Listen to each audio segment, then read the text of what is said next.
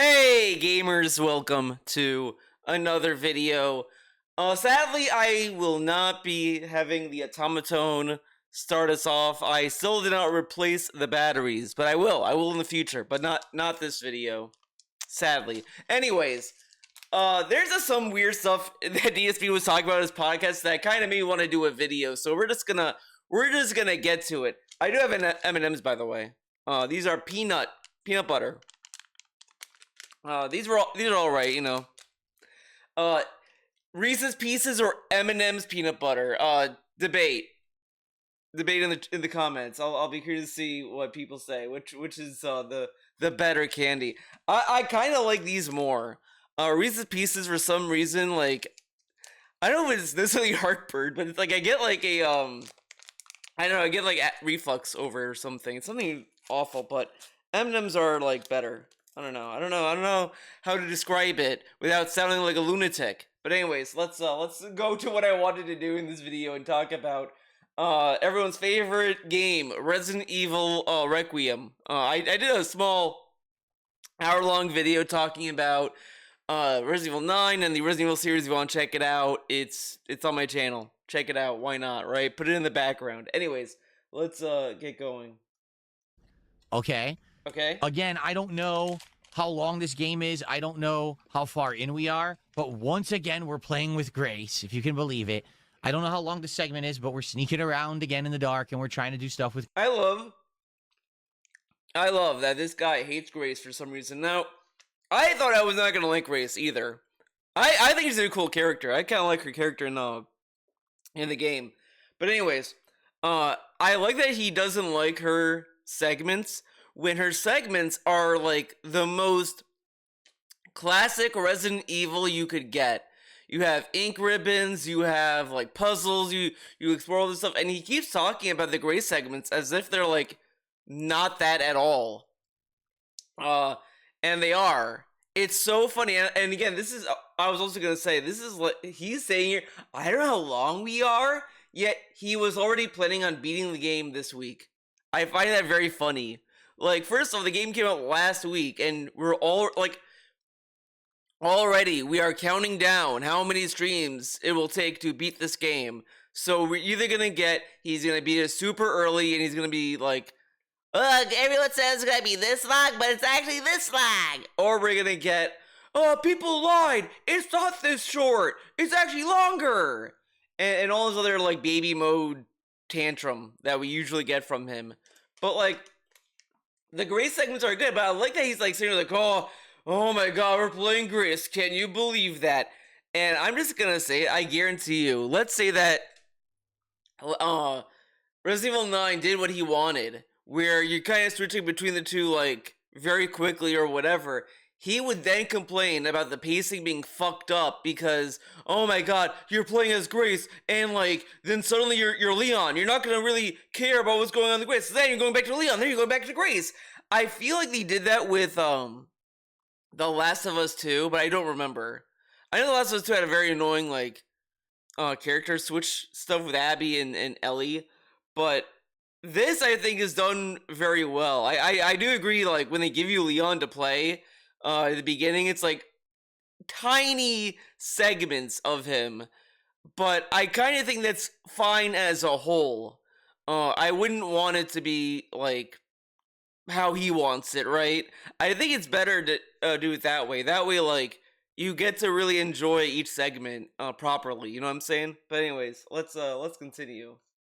Stuff with Grace, all right? We'll see how far we get today. Now, today is also DSP Tries It, the Big Arch Burger from McDonald's. However, okay, we're skipping this.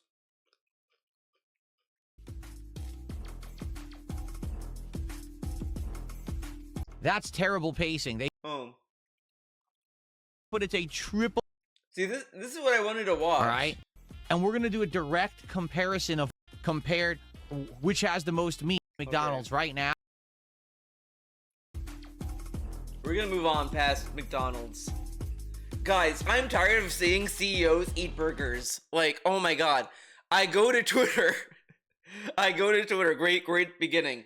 And it's just Guys, the Burger King CEO ate a burger. Okay, guys, get this. Wendy's, they also ate a burger. I'm like, enough. Just fucking shove it up your ass. Like, enough of these fucking burgers. God damn. I'm so tired of burgers. Eagles Man says the first half of the game is basically all Grace and Leon is the second half. That's terrible pacing. They should have alternated, in my opinion. No. I still like the game. It is scary. That would be awful, because Grace are doing all these puzzles. Like, that would be terrible. Like, you're gonna forget to do puzzles. Like, no. It's challenging. It's what you would want from a survival horror game. But I do have the right to criticize, and I think that they should have alternated more. I have the right to criticize, yeah, but you know, you could also disagree with your fucking criticism. Like, this dude like complains or criticizes other people's criticisms, and he's like, I have the right to complain. It's like, okay, you do, but I also have the right to complain about your complaints. Blech. The fact that I'm 8 hours in and we've only played with Leon 30 minutes is lame. And also, I did criticize yesterday. This dude is like so, you know. Apparently now, I'm not watching because I'm behind on Resident Evil 9. Yeah, guys, I'm actually behind. It's gonna take me longer to be Resident Evil 9, okay? But anyways, he is now saying he loves Resident Evil 9. He's enjoying the game. It's good now. You're playing as Leon. You're in the RPD. You're in the Raccoon City again. Whoa! And I'm just sitting there like, dude, if you follow along with his criticisms of the modern Resident Evil games, such as 7 and 8, he will always tell you, oh, it's bullshit, I hate the mold, or this or that. Anything that, like, inches the series to do something new, he hates it. And he always says, they should have zombies, the T-virus, and all this other stuff. And it's so obvious that this guy just wants Resident Evil to be nothing but references to older games. That's why I knew he was going to love the Leon segments. First off, Leon's a legacy character. This guy loves that. He loves legacy characters. That's probably why he probably didn't like Resident Evil 7. There was no, where was Chris? Where was Leon? Where was that character I could point and say, I know that guy! Oh my god! And then you got that weird Chris at the end of 7. 8, you got Chris, so he was in, but then he's like, oh, this is werewolves. Where are the zombies? Fuck the mold. And then you got like this, where it's like, okay, Grace, she's a new character, boring, move along, get her out of here. Leon, oh my god, you're in 2, 4, 6, 2 remake, 4 remake. I love you, Leon. Let's keep having you win games. Like, this is why, like, you have these stupid fucking movies that are afraid to kill the main character, or like, better yet, Yakuza, where we cannot have Ichiban Kasuga, like, be the mascot of Yakuza anymore. So we gotta keep Kiryu along. We gotta keep him, like, anchored into Yakuza. He cannot die. Even if he has cancer, he can't die. He stays alive. You cannot have Yakuza without him. Like, that, it's for people like him. It's for him. Just him. Like, he doesn't want the series to move in any direction except constant callbacks to games he knows that are cult classics. It's bullshit. It's so boring.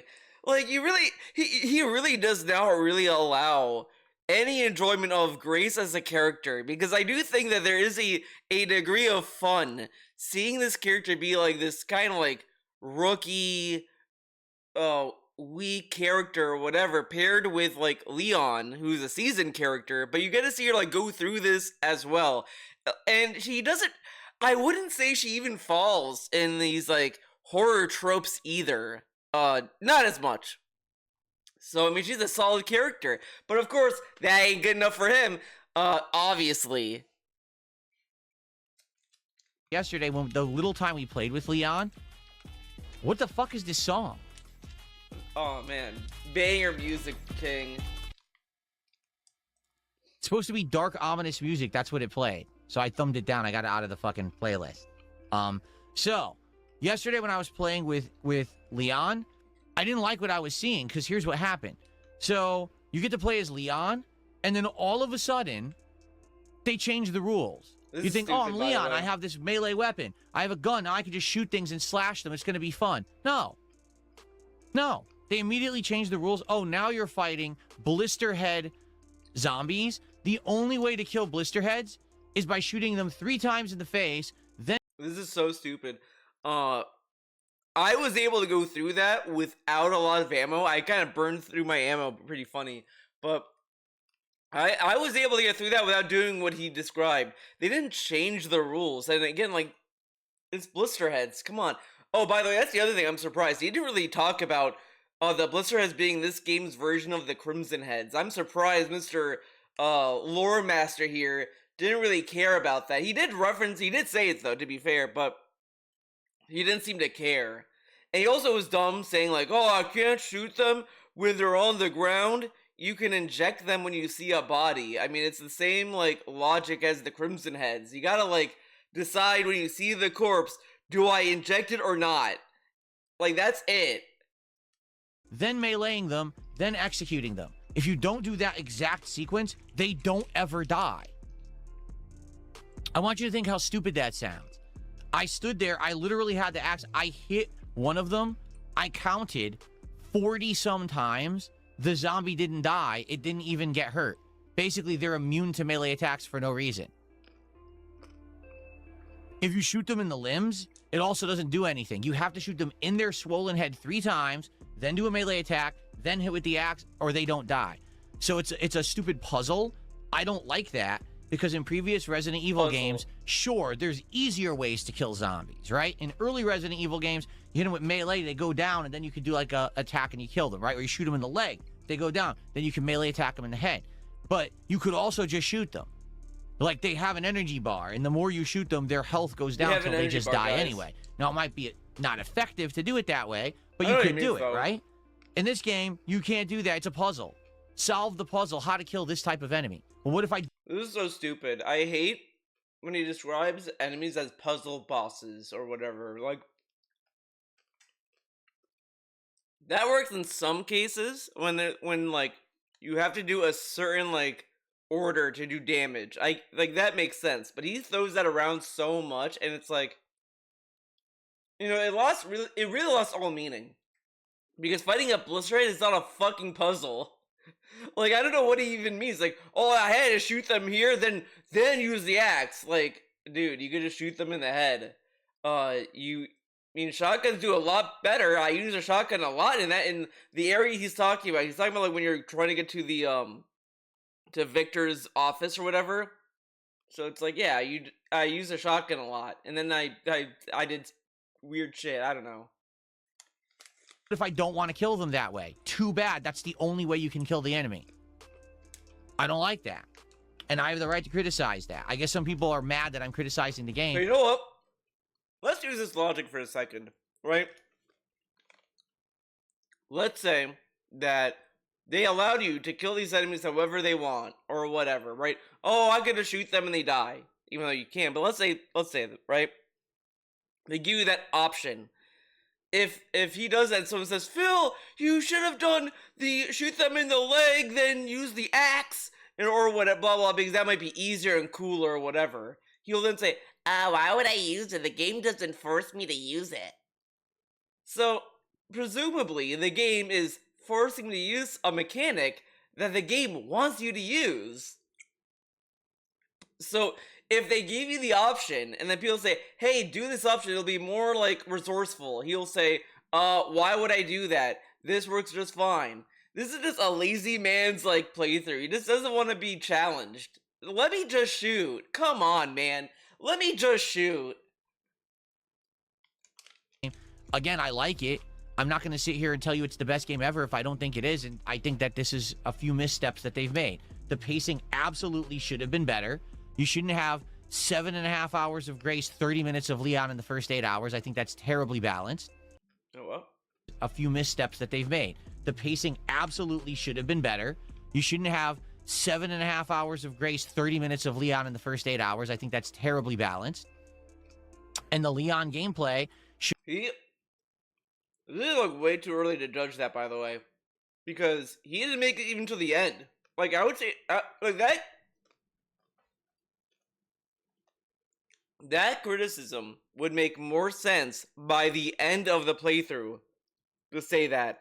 Not at the beginning. Like, he didn't even know, like, the game kind of already, like, Capcom already said, like, oh yeah, the first half is Grace, the second half is Leon. Like, that was, like, the most known information I was going in to this game for, right? And he's like, oh, this is terribly balanced. Like, he's only judging this because the Leon sections you get in the early game are like 5 minutes. But it's like, the reason why these segments exist is so you don't go back. So you can move the plot a little bit more forward, and it's like more logical, which makes more sense to do. And I kind of wish more games did that when they have two protagonists. Because it would be more like worth your time to do that. It's like crazy that he's complaining about this. Oh my god. Shouldn't be based on a sequence to kill an enemy, only that way to kill them. That's stupid. You should be able to kill them other ways, and you can't. So I don't like that. Okay? Okay. Let's see here. That's true, too. BattleDuck says, I think more annoying is the inability to shoot down to enemies that are scripted to get up. So this happened twice yesterday. First, I was Grace, and the zombies started to mutate. If you don't know what that means, there's certain zombies that will get up, and their heads swell, and they become kind of like the old Crimson heads from the original Resident Evil. So it's the same concept. They're like superpowered now. So if you know that an enemy is a Crimson head, or in this case, they call them blister heads. If you know they're going to be a blister head and you see them on the ground, you could pull out your gun and literally unload your entire clip into that enemy. And then as soon as you walk up, they still get up and turn into a blister head. Then when they're standing up, if you shoot them, they die. So they're invincible when on the ground. Like, I know this complaint and I understand it, but I think Capcom just wants you to have that challenge. Like, they want you to have it. Like, he's gonna say it as like, oh, well, I was already doing the jump scare. Why do I... Like, no, fuck that. It's not about being scared. It's literally about like, hey, bitch, you didn't kill this guy completely. Now he's a blister head. Think about it. Like, that's all that mechanic is for. It's really to just make you think more about either killing a zombie or leaving a corpse behind. Like, he did not understand that that was what is being, like, proposed with these corpses. And he played Resident Evil 1. Like, dude, this is something that you learn early on. I mean, come on. He's like, oh, it's a jump scare thing. No, it's literally there just to punish you for not being careful. Like, that's all it is. On the ground. That is insanely fucking dumb. That's bad game design. That's cheesy bullshit. If you know they're going to become that enemy, you should be able to kill them first. Now, okay, maybe it's cheap to do that, but you already went through the jump scare in order to know that they're going to become the blister head. So you've already been scared, and that's the purpose of the game. So why not let you kill the zombie now? Dude, it's not just about being scared. It's survival. Like, he talks about survival horror, but he really forgets what survival means. Like, you have to really think about this. Again, this is just another layer to the gameplay that makes you think about the zombies that are there. I talked about this in my Resident Evil video. There was one zombie that was pissing the shit out of me. I hated this zombie. There's one that's like right in front of like the closet in the waiting room. Dude, this fucking bitch kept coming in my way. I would just try to go around. Okay, she scratched my face. I run away. I'm like, okay, whatever. I'm in a completely different room. I'm in the operation room. I just killed 2 blister heads. I got the I was setting up the corpse or whatever. I turn around, guess who's fucking there? That same fucking zombie that was in the other room. And I'm like, this fucking bitch went from there all the way to the operation room. And I was like, okay, I'm just gonna fucking destroy this enemy. I'm tired of just losing my health to this zombie. So I killed her. I'm like, okay, and I moved on. And I never dealt with her again. I think I even... Well, no, I think her head popped. I don't think she was gonna turn to a blister head. That either happened or I did use the injector because I was like, I just don't want to run the risk of her turning to a blister head either. regardless, she drove me insane. And I was like, I gotta get her out of the game. I gotta get rid of this dumb character that keeps taking my health for no reason. And that's like part of the fun of Resident Evil. Like, honestly, like, you know, I didn't feel that way playing 7 as much, 8, or whatever. Like, the only time I felt this way was maybe 2 Remake and Resident Evil 1. Like, that was the only time I got to that point where it's like, oh my god, there's fucking zombies in the way all the time. So, like, that's a degree of fun DSP just doesn't get, I guess. It's bad game design. I don't know why it's like that either. That's stupid. Rich, the Big Arch is available here and has been here for weeks. The Big Arch nationwide launch. I don't care about the Big Arch. Tomorrow. So it's already here, and it's like a smile. Okay, we're talking about our forehead. Okay. I don't know if he goes more into Resident Evil. There's something about this podcast I wanted to talk about a little bit, but I don't remember Of course. what. How dare I criticize? And again, oh, here we go. This is Toll says, sorry, you're just supposed to praise and defend and shill every shitty game that comes Who to States right now.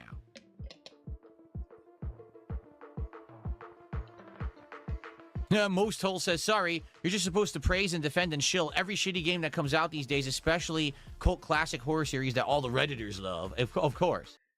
This is really weird. Like, the person who's saying this kind of just sounds like he doesn't like Resident Evil. Because, like, what kind of, like, come on. What is this? Most Toll says, sorry, you're just supposed to praise and defend and shill every shitty game that comes out these days. Like, this isn't a shitty, like, Resident Evil's not part of these shitty games that are coming out that people are, like, defending for no reason. Like, he's talking about Resident Evil as if it was, like, people defending High Guard. Especially cult classic horror series that all the Redditors love. Of course.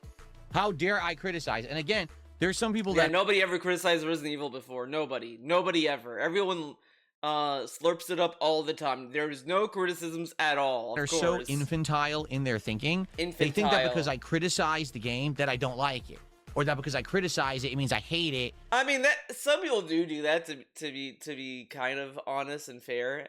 But the thing is, in my opinion, it really is the scale of the criticism that I kind of like, because there are times where, you know, honestly, there were times when I was playing Resident Evil 9 that I was like, oh, fuck this game. And that's just out of anger. Like, you know, there was this one time I was, like, trying to get to an elevator with Emily. I went to the wrong elevator, so it was my fault. And I was like, so that, but at the time, I thought I'd go to this one elevator that was, like, closer to where you were running to. And I would try to go there. There's 2 zombies blocking the doorway. I'm like, how am I supposed to do this with Emily in my hands? This is bullshit. Like, how is this fair? What do they want me to do? And then I realized once I got to that elevator, I was like, oh, I had to go to this other elevator. And I was like, okay, I'm a fucking idiot. But let's say I had to go to that elevator. Like, if I said the game sucked because of that, like, in the moment is one thing. But if I said all the way, like, parts later, at the end of the playthrough, I'm like, oh yeah, this fucking part, and that's dumb, it's like, okay, this is, like, petty, because anyone can get through that differently, whatever. But this is, like, stupid. Because half the complaints he had is just pacing, and, like, oh, it's bad, oh, the blisters are bad. I mean, these are, like, petty complaints. Like, the pacing I could kind of give him, I guess. But the thing about the blister heads, like, that is just a mechanic of the game. Like, come on. That's not true. I can be enjoying a game a lot, but still have valid criticisms. And I think that I've had a few valid criticisms of Resident Evil Requiem that would have improved the game, that would have made it even better. This is the other thing. Like, he's saying criticisms, and he's like, yeah, I'm just having my opinion. That's my opinion, man. Yeah, but people could also have an opinion to your opinion. Like, I understand that some people may feel like that they are being invalidated when you criticize their criticism and all this other shit, but you kind of have to have the conversation sometimes, and if it goes nowhere, like, it is what it is, you know, whatever. But I don't think, the thing is, I don't think he'd be willing I don't think he'd know what a bad faith argument is. I don't think he's capable of understanding that, because he also does a lot of bad faith arguments too, but you know. I'm actually shocked at a few of the decisions that they make. The pacing and balance doesn't exist in the early game. That's ridiculous. The scripted nonsense is ridiculous. Like, I feel like they took away your freedom, because in previous Resident Evils, you had freedom to decide how you wanted to defeat an enemy. Or not really. Not really. You had no option with the regenerators in Resident Evil 4. You needed the thermal scope. Like, you needed that to kill them. You probably could without it by just being lucky, but yeah, I mean, that would be a waste of bullets. So you do need the thermal scope to kill the regenerators. Like, you need to do these things for certain enemies. Like, the only option you have is either, like in Resident Evil 1, burning the corpse you see so they don't become a crimson head when you have the chance, or whatever, or leave the zombie alone. That's the same amount of agency that 9 gives you with the blister heads. The same amount. Or get past a situation, and in this game they're like, no, this is just how you do it. Well, I don't like that. I want freedom, and they're taking away your freedom. You can't kill the enemy when they're on the ground. If they're going to get up and transform and there's a scripted thing, they're invincible. That's stupid. You have to shoot them in the head 3 times, melee, and then finisher, or they don't die. That's stupid. That's ridiculous. Let me do what I want. Let me play the game how I see fit to survive. That's the essence of survival horror. That's the essence. Do I think it's better than Resident Evil 8 so far? I will say this. It's a better Resident Evil game than Resident Evil 8 so far. Resident Evil 8 didn't feel like Resident Evil. It was a good horror game. It was a good survival game. But it just didn't feel like Resident Evil. When you're fighting vampires, freaking werewolves, giant ghost babies, mermen. What the fuck is this? I thought I'm playing Resident Evil. Where are the zombies? You know? But like there were, I mean, technically there were no zombies in Resident Evil after 4, if you think about it, because like they got infected by parasites. I mean, it's different. I mean, and they are glorified like zombies, but you know what I mean. But I do get what he means. Like like Resident Evil 8 was a bridge too far. I think for some people, like, you're asking them to really believe a virus or the mold would turn people into like werewolves or whatever. I didn't care. I kind of liked that because I liked it was such a drastic change. And it's like, if you're going to keep Ethan Winters, like, Ethan is the most bland character you could have. But if you're going to surround Ethan with interesting shit like that, I'm all for it. I said this in my video as well. If Ethan was going to be the main protagonist of 9, like, I would want more, like, crazy enemies. But since we didn't get Ethan, because Ethan died, and it's Grace and Leon, it's like, okay, yeah, you could go back to zombies, I guess, or whatever. Like, that's how I felt about that. It's like, you know, you gotta have to have the added flair to have a boring main character. It's a trade-off, if you will. At least in this game, you're fighting the fucking zombies finally. It makes more sense. It feels like it's more in line with the Resident Evil plot. And I do like that. Yeah, you want zombies, guys. Give them zombies. Give them Raccoon City. Give them the T-Virus. Why do anything new? Give us the same stuff. Nobody would complain. What's my criticism of Dragon Quest? You mean I got it. Resident Evil 10 starts. Guys, we're going back to the Ganados town. We're going back to the castle of Salazar. Quest 7 Reimagined? The one criticism I have, corpse the of the right-hand man. You should have been able to change your job system way early on. It took 20 hours of... Okay. The job was already maxed. That's stupid. Stupid. Had you sit there and have your combat be worthless. I don't think I have a single complaint about the graphics. I think they're really good this time around. The atmosphere is way more in line with classic Resident Evil. Oh my god, I skipped ahead. I thought it was talking about just had you sit there and have your easily that the job system should be available earlier, or at least make the jobs have different abilities or something. They could have done a million things. Instead, they just had you sit there and have your combat be worthless for 10 hours. That's stupid. Oh my god. Dude, you chose to take your time. Can I name the things I like about Resident Evil 9 the most? Oh, sure. Let's see. Number 1, the graphics are outstanding, right? Good? I don't think I have a single complaint about the graphics. I think they're really good this time around. The atmosphere is way more in line with classic Resident Evil. The fact that there is an ominous threat and you don't know what it is. The zombies are back and there's variations on zombies. The zombies I definitely are like back. that. Of course you do. Of course you do. Let's see. And I would say, here's the thing. I like the idea of resource management being a thing again. I like the idea of, I like it as resource management, as if like there was no resource management in 7. I don't think I don't know how bad the resource management was in 8. I don't remember.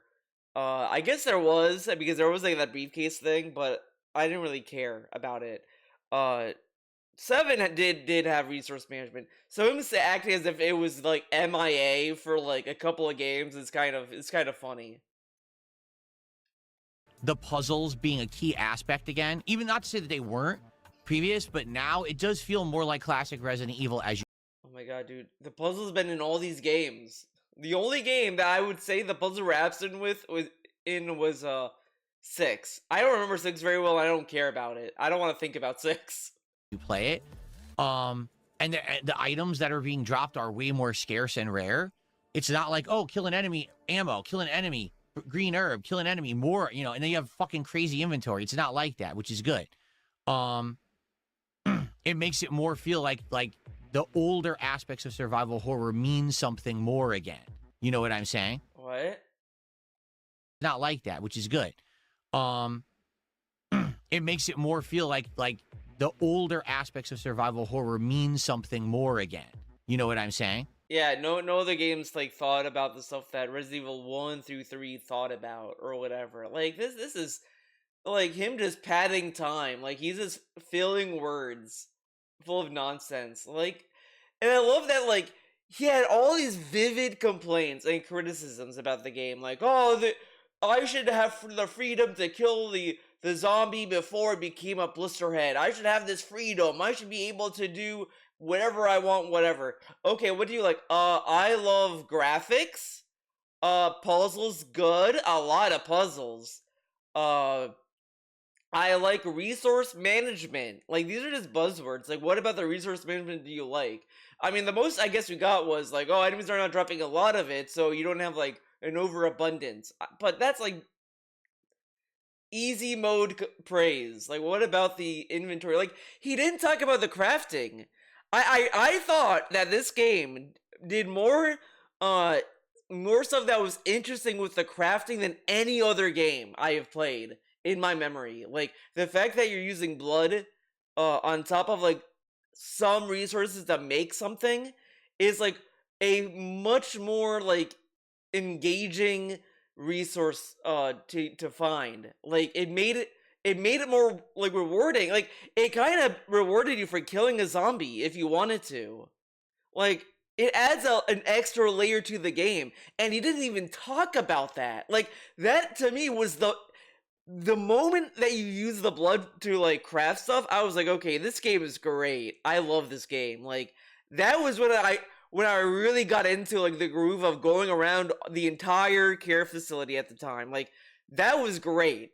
And this guy said nothing about that. Oh my god. I would say those are my top 3. The graphics, the atmosphere being more like classic Resident Evil, and the gameplay elements being more like classic survival horror again. It feels more like a throwback and a tie to the old games than 7 and 8 did. See, 7, I would argue, did tie back to the old games. I mean, it's the same kind of setup. You're in a mansion in the woods. So that's kind of dumb, but I love that he's sitting there saying, "Oh, I love 9. It's like the classics." Yeah, why advance the games, right? Again, 7 and 8 were good games, but this feels like, hey, let's get back to Resident Evil again. I'm glad to hear that. MVL Roy says he's 9 hours into the game and he's watching my gameplay on demand after, you know, he does those segments. I'm glad that you're. You know, I do think that I mean, I'm just saying my other video in this video, but it's just kind of fun to think about how like 9 does feel like a better sequel to Resident Evil than like 7 and 8, but like I feel like a lot of the remakes were kind of them like understanding the language of like certain things to use for 9. I don't know, whatever. It is what it is. That you're enjoying it. Great. Great. Like, it does feel like that these Resident Evil games all feed into each other in some shape or form, which I think is interesting. Someone tipped $1 and said, despite looking older than ever, that's hilarious. Yeah, this is obviously a jab. You're looking older than ever. Obviously, well, I am older than ever. That's how time works. You understand? As you get older, you don't look... Okay, Anyway, they're saying, you seem to be taking it well, and you're... I love he says it's a jab, but the rest of the post is, like, praising him. You're being wise about aging gracefully. You're being wise about... Okay. LTG taken to the convention has exposed him as someone who uses filters to look younger. Oh my god. What wisdom can you share about being comfortable in your own skin? Uses filters? It's this simple. All right? It's very simple. If... I just love, like, if this is anyone else, Phil, do you know that Wiggs uses a filter? Who cares? But it says LTG, yeah, he uses a filter, what a bitch. You accept reality, all right? Which is, you're going to get older, you're going to look different. You're accepting Things reality. will not be as they were when you were in your youth, okay?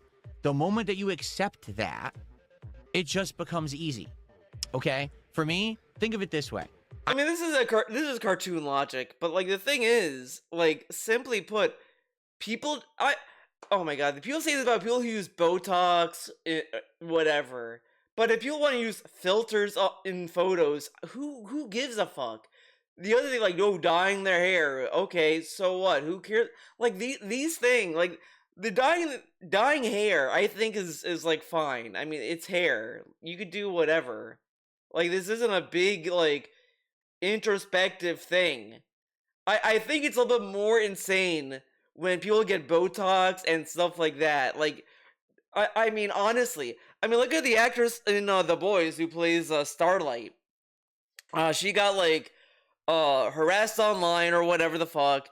To then she went to get like Botox or a facelift or whatever. I don't remember what plastic surgery she went through, but she did that, and now people are like, "Oh, she looks terrible," and it's like, you know, like, it's just a shitty culture when that kind of shit happens to people. And they have Jim Carrey who does Botox, and he just, it's like, come on. I don't understand why Jim Carrey did that, to be honest. Like, you see him like in Sonic 2 or Sonic 3, whichever one was the latest one, and it's like, this guy looks like good for his age, and he's like, oh, I gotta get Botox. I don't understand that. Like, that I think is kind of where it's like, it gets a little crazy to me. Dyeing hair, that I don't care about. It's hair. Like, so what? Right? Like, if he dyed his fucking goatee, let's say he did dye his goatee, I wouldn't give a fuck. I'd only care because he made it a big deal about it. That's the only reason I'd care. I'm happily married, so I'm not trying to go out there looking like some kind of a freaking Adonis and trying to show off for the women and be like, oh, look at me. I don't need to. This is kind of weird to say, so you'd lie to the two women to marry them, huh? I'm happily married. Now, by the way, that doesn't mean I let myself go. You notice I'm looking slimmer. I'm looking buffer. I like how I was like, I don't let myself go, but like, but what if this is not part of aging gracefully, dude? But like, why doesn't he try shaving his goatee? He keeps saying, oh, my wife doesn't care, and she thinks she... Like, it almost sounds like she doesn't want to, like, piss him off. Like, it almost sounds like, the way he describes it, I don't know if we're gonna get to that, but it sounds like she wants him to do it, but she doesn't want to say it because she's afraid he's gonna get mad. I mean, this is a degree unfair, but DSP volunteered the information. Like, she was in an abusive relationship. I don't think she'd be in a position to really, like, say anything against you, you know? Like, there has to be some trauma there, depending on the degree, I guess. But this guy is like, oh, she doesn't tell me anything. Yeah, what if she doesn't want to because she's afraid you're gonna be abusive? I don't know. Like, you know, like, come on. Than I have since I started as a YouTuber. This is actually the best physical shape I've been in since my early 20s. I'm 175 pounds. Oh my god. He used to tell us a lot. He used to be a bodybuilder kind of guy. And now he's saying this is the best he's ever been. Well, he said in his 20s. Maybe he's talking about when he was 16. Okay? Crazy. Crazy. I never thought, honestly, I never thought I would get here. Once I got fat, I never thought I would get back to how I used to be, and I have, okay? But I don't need to show off. I'm not doing it to say, hey, look, I'm younger. This is low-key bullshit. Like, honestly, like, it is so annoying that this guy is like, oh, yeah, I don't care. Yeah. Yeah, I don't care. It's like, dude, fuck off. And he calls, like, trolls gay for, like, talking about his looks or whatever. Dude, you bring up your looks all the time. He joked about showing off his guns. You know, the guns. And it's like, dude, move on, grow up. Like, just stop talking. Stop talking about it. It's far worse to just voluntarily brag or use any excuse to brag. Young again, and I'm strong again, and look how much I can lift. Here, I'm gonna record my workouts and share them with you. He used to tease recording his workouts, and dude, it's so funny. He wasted money on the fucking travel mics and the portable tripod selfie stick that has a different name or whatever the fuck. He bought all these things, and he's like, I can record myself working out. I can record. It's like, bitch, you're not doing any of that. Like, you wasted money. Just admit you wasted money, dumb fuck. With you, I'm not gonna do that. I'm not doing that at all. I don't care. I'm doing it for my own health so that I can be there to spend time with my wife as long as I possibly can and have a good life with her. That's why I guess I'm who's doing gonna the die workout. first? Him. That's why I'm trying, I'm not doing it to look like a young guy. Oh, look at me. Oh, let me flex on stream every day. I don't need to. Okay? I don't need to. Now, in regards to how I look, I just, I've asked my wife. But I love he's like, I want to be here for as long as possible. But he also said, like, he doesn't want to outlive his wife either, which is, like, a weird thing to say, in my opinion, but whatever. But it's like, of course, you're, like, he's gonna die first. He's older than her. Like, this is, like, semantics, almost. Like, come on. What do you think? The way this guy talks about death is so, like, it's so weird. Nobody talked about death like DSP. Do you guys think the Egyptians treated death the same as DSP? Like, the Egyptians, I always thought, like, hey, they focus too much on death. Meanwhile, I look at the Greeks, and they're talking about, like, living, fucking, whatever. They were like party people. Then you go to the Egyptians, like, oh, they talk about death all the time. I mean, come on, dog. Do you think that I should change my beard? Should I dye my beard? Should I grow my beard out all the way? What do you think about my hair? And she just tells me the same answer. I like you how you are. I don't want you to change. You can if you want. Like, she's outright told me, listen. So then why doesn't he do it then? If she's okay with him trying, why doesn't he try? I don't understand. He keeps saying this, like, oh, well, my wife. It's like, yeah, it just sounds like your wife doesn't care because I don't, like, it's so silly. Because first off, like, wouldn't you assume that his wife would love him for him and not be a superficial person and vice versa? So, like, and clearly she says that out loud, like, oh, I don't care, do whatever. So then why doesn't he try? And if he doesn't want to try, why not just say that then? Like, it's so annoying to go through this exercise of, like, okay, guys, like, this is what my wife thinks, and that's why I don't do anything. That's not an adequate response. Like, that's not a no. So you're just not wanting to do it. Why can't you just say that? Like a normal fucking person. If you get tired of how you look, or if you think that you could look better on a stream if you dyed your beard, if you did this, if you did that. If you look better on the stream. So now we're thinking about the stream. Then go for it. But I like you how you are, and I would be not sad, but she would be not even disappointed. What's the word? stupid because I mean the other thing is very simply facial hair can grow back. Like he can grow it back. It's like he's terrified that if he shaves it, it will never grow back again. Like he's hot. He's afraid of something. He just can't do it. DSP cannot shave his goatee. He cannot shave it at all. He cannot be clean shaven. It's impossible. He can't do. He's a little bitch. You know, as they say, he always says that when people say he can't do something, it motivates him to do it. So I'm just gonna keep saying he can't shave his goatee. He cannot have a clean shaved face. He can't do it. It's impossible. Like, obviously she would accept it, but she wouldn't be as happy with how I looked if I changed how I looked. That's what she's told me. Okay? So, since that's She'd the case, be bummed out. Just be you, right? Don't need to get hair club for men because my hairline is receding here. Don't need to dye my beard. Don't need to do any of that shit. But why don't you shave it? Try shaving it. In fact, I'm feeling better right now than I have in a very long time. I'm feeling very happy and healthy. I'm sore because I'm working out, but I'm happy and I'm healthy, and that's what's important, you know? Like last night, I once again hit a new record for sit-ups. Whoa. And I was like, oh my God, I can't believe I'm doing this much exercise, and I'm able to pull it off at my age. Never did I thought I'd be almost 40.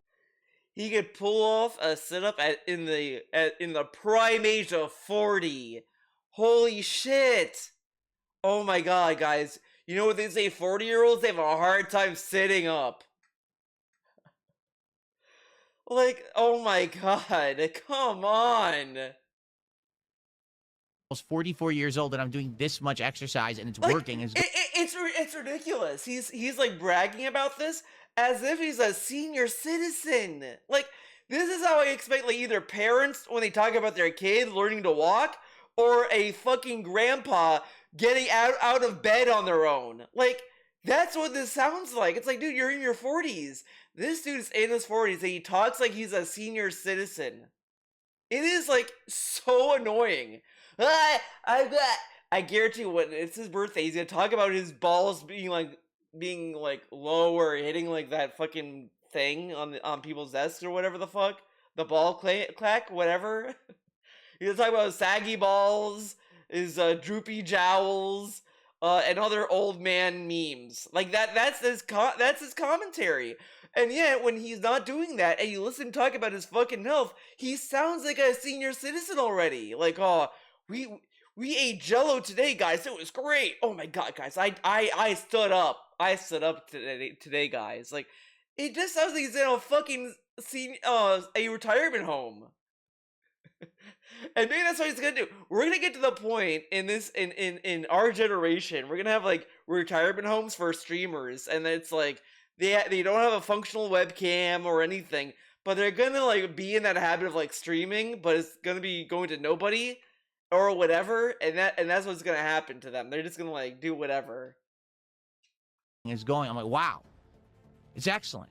And now I'm sore as shit. My back is killing me. My stomach is killing me because I did so many last night. But it's working out. But you know what? I remember he told us he can't do workouts because his back would explode or whatever. But now he can magically do them. So what changed? Oh, it was he incrementally did that. Before, I guess when people were telling him to work out, they were telling him to do crazy stuff. Like they were like, "Oh, do handstands right now. Do it immediately." And it's like, yeah, okay, man. Like, oh man. Like I said, I am 175 pounds. My torso is like a freaking rock. I'm like, damn, this is awesome. My torso's a rock. Yeah, so, good stuff all around there. On it. All right, but that's the thing. Guy like LTG and others, they're having midlife crisis. To them, the reason that they need to exude. Wait, like LTG. So good stuff all around there. All right, but that's the thing. Guy like LTG and others, they're having midlife crises. To them. But this isn't a midlife crisis. I mean, you can literally say this is a midlife crisis because these are like. Sure, everyone should work out. Everyone should, like, do healthier things in their lives, whatever, blah, blah, blah. But, like, this guy is, like, doing all this bragging about it, wanting validation for the things he's doing, buying all these things and wanting validation for that. Like, these can all be seen as a midlife crisis. And he thinks that, like, midlife crisis is, like, one thing, but it's different for everyone. Like, everyone experiences it in different ways. You learn in school that, oh, yeah, when you see someone buy a car or a sports car, that's a midlife crisis. But these lessons are not literal. Like, it's like, yeah, this is something that, like, they would do, and there's no logic behind it, or it's like, brash decision, and it's because of that. Like, that's kind of what they get at. And that's what this is. And he's like, oh, I'm not going through a midlife crisis, but it just looks like one. The reason that they need to exude this youth is because especially when you're like putting down others to put yourself up. Like, like, he did not do this nearly as much as he does now. Like, before, it would at least only be about his content. That was the most he would flex on people. It was just his content. Now he's flexing on people for everything, and then he wants to be other people's life coach. And it's like, what are you doing? Like, DSP, like, 10 years ago, would not want to do that. He would also tell people that he thinks it's dumb when people are trying to be other people's life guru or whatever the fuck. Yeah, this guy is trying to be people's life guru. But he's doing it unintentionally, which is kind of worse. Because they can't accept the fact that they're getting older. They can't accept the fact that things change. Things will sag. Things will get wrinkly. Your hair will change color. Yes, I'm really sure that LTG doesn't have a single gray hair anywhere on his head at his age of 40 years old. How do you know? Right. I'm sure that he had never got a gray hair in his life. Why are you scared? Why are you We scared all of that? believe that it's totally all legit. Yeah, right. There's not a single male on fucking Earth who doesn't have a... DSP's in his 40s. Where's his gray hair? Where is it?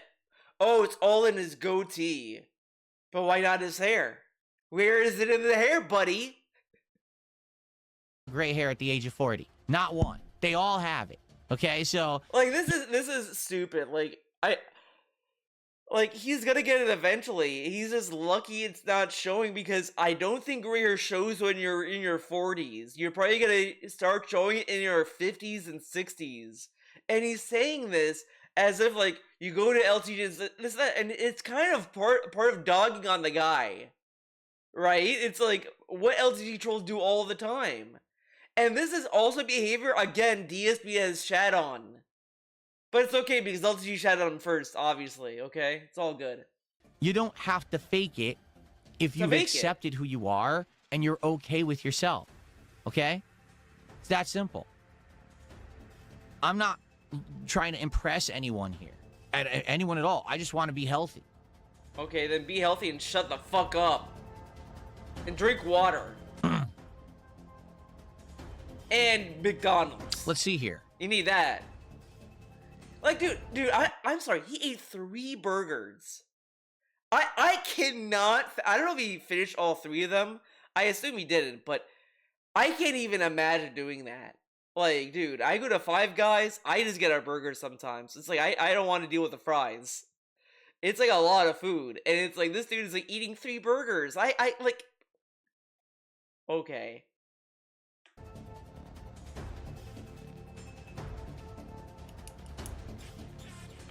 Huh? Huh? I got a $3 tip, but someone phrased it. First of all, they're talking about a Wings restreamer. I know nothing about this. Okay. What do you mean? They got kidnapped? So they were restreaming Wings and someone... Oh my god. I'll just read what they said.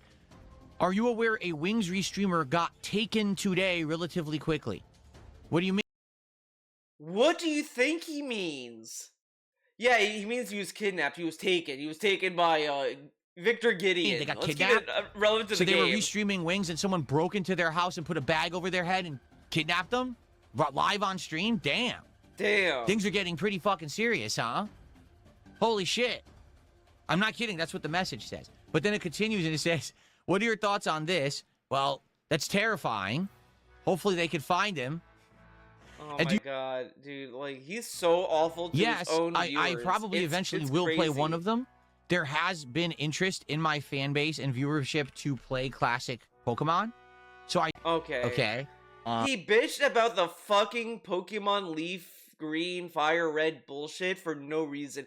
And I don't know if he said it here or where he said it, but he even said $20 was a good deal. He let that slip out. And I'm like, You just said this was a scam, and now you're saying it's a good deal. Like, okay, man. So here's a weird thing. Yesterday during the podcast, I reacted to a bunch of trailers that released for 3 Pokemon games. The first game was... Okay, he's gonna type of Poketopia. I do not care. I do not care. We're moving on. Because this dude goes, oh, well, I saw it, and they talk to you like you're kids. It's a Nintendo game. And this guy is the first to always say, how is a kid supposed to beat this? This game is for kids! And it's this hard?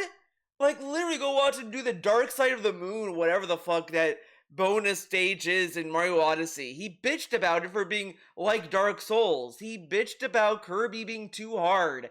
He bitched about all these Nintendo games, and then he always says, well, it's the kiddie console and this and that. And now he's like, why are they like talking down? And then it's like on top of that, he's sitting there saying, guys, Pokemon's been around for 30 years. And they don't think that the audience grew up?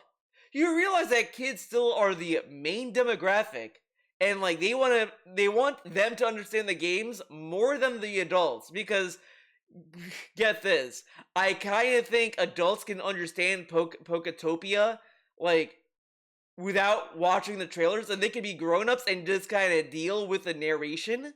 Like, okay, it's for kids, whatever. Oh, that's how you do it? Okay, like, you know, like normal people. And this guy's like, oh my god, they're talking down to you like you're a kid. Yeah, you realize kids also watch these things, right? It's so annoying. And like, what do you want? This is the guy that, it's so funny. He complains about people who buy cards and figures or whatever that like prices out kids from those like hobbies. He joins in on that bandwagon. But then he has those kind of takes that are from those kind of people. Like, it's people like him is why, like, we have, like, Nintendo Legos are, like, hundreds of thousands of dollars or whatever, and all this other stuff, and he's like, yeah, these people are fucked up. You do the same shit. He's so buttered that, like, he says about Pokemon all the time, why are you a kid? Why are you an adult? Yeah, take this game that can be played by everyone, with the main demographic being kids, whatever, and have them be adults. They're gonna love it. Come on. Was Pokemon Winds and Waves. The second was Pokemon Coliseum, and the third was Pokemon Pokopia. He keeps calling Pokemon Champions Pokemon Coliseum, and it's like, part of me thinks it's like by accident because DSP's that kind of guy, but it is almost like he's scared to say champions.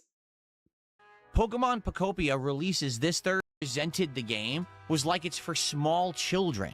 Okay, that's exactly how the game is presented. Okay. And then when they're showing the content of the game, look at this. I thought it was going to be Pokemon plus Animal. Hi, Jasper. Okay. And it was a big time waster. I'm not saying it was a bad game. I'm just saying they should have paced it better. Pacing. Builders with... I hate this guy talking about pacing. It is so bad. I'm moving on. I cannot stand this. This is another part of this podcast, or morning show he likes to call it, that was genuinely, like, insane. Like, it kind of was pissing me off, and it's like, what the fuck are you talking about? Get a load of this. One segment that I have for today's DSP morning show, and then we'll go into like Q&A overhyping it. It's not that bad, but I wanted to talk about Resident Evil Requiem. So basically, Resident Evil Requiem has been a great game in my opinion. We've had really great atmosphere, right? Amazing graphics, good spooky soundtrack, jump scares. I'll be honest, I like the combat as well. I think that the gameplay aspects are good. Gameplay?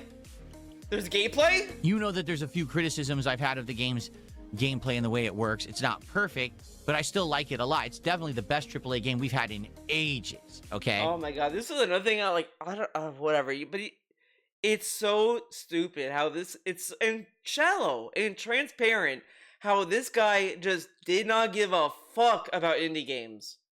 He's like, oh, where are the AAA games? Finally a AAA game, and it's like, he was only flexing indie games because it's just filler content. Like, you know, I have bitched about this, about DSP and how he handles his content in the past 1,000 times, but it's always, like, worth yelling about. Because this guy will say, I don't like wasting time of my viewers. I don't want to waste time of my chatters. But this is the biggest waste of time. He buys these indie games that are all slop, by the way, to just fill time. And that's all these dumb fucking games are, just to fill time. It is so insane that he's like sitting there like, oh yeah, man, I care about the time. He doesn't find any meaningful indie game. Demon School is a good game. I will always praise Demon School. It's a fun game. I want to go back to it, but Resident Evil is like distracting me now, dude. I played the demo of Damon and Baby. There is no demo on Steam. I guess they took it down, but the game's coming out in a few weeks anyway. Damon and Baby is actually pretty chill. If he likes chill games, Damon and Baby is like really chill. Like you go to an open map and you're just like walking around doing like small little objectives. Like right now I'm getting memory fragments for Eno. Yeah, Eno from Guilty Gear. Yeah, Eno's in the game. So are other Guilty Gear characters. It's so weird. I kind of feel Damon and Baby's a secret story game for Guilty Gear. It's going to tie into Guilty Gear in some shape or form. I don't know how, but it will. And Damon is going to be season 6. Season 6 character, Damon. Damon confirmed. But it was funny because I was just thinking last night as we finally arrived at Raccoon City. And now it seems like the game's going to be a lot of focus on Leon and that half of the story and that. I was thinking up to now about this plot. And I'm like, isn't it funny as you're playing through the game, you don't realize certain things, but then if you sit back and you think about it more rationally, you're like, oh, that kind of doesn't make sense. So, for example, these will be minor story spoilers. These are not going to be huge things. These are things that you would already kind of know if you were either playing the game or if you just watched trailers and stuff.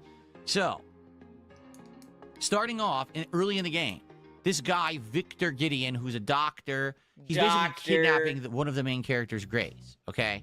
Right. He's walking through the streets of, not Raccoon City, but Renwood. This is a populated city. It's a normal city. Leon just happens to show up at exactly that time to catch the fact that this guy is kidnapping Grace, and he tries. But it's not that far-fetched, because literally the corpses that were there, whatever, all, like, triggered the DSO to act. Like, literally, they explain that in the fucking cutscene. But whatever. Tries to stop him, okay? So that prompts Gideon to pull out a gun and start shooting random people in the street. But it's not a real gun. It's a virus injector device, which then starts turning the people in the streets into zombies. Whoa. Okay? Now, as this happened... So I'm thinking, when he was talking about this, he's gonna say it's dumb because, oh my god, what was it? Holy shit. Oh my god, what was I thinking? What was I thinking he was gonna bitch about?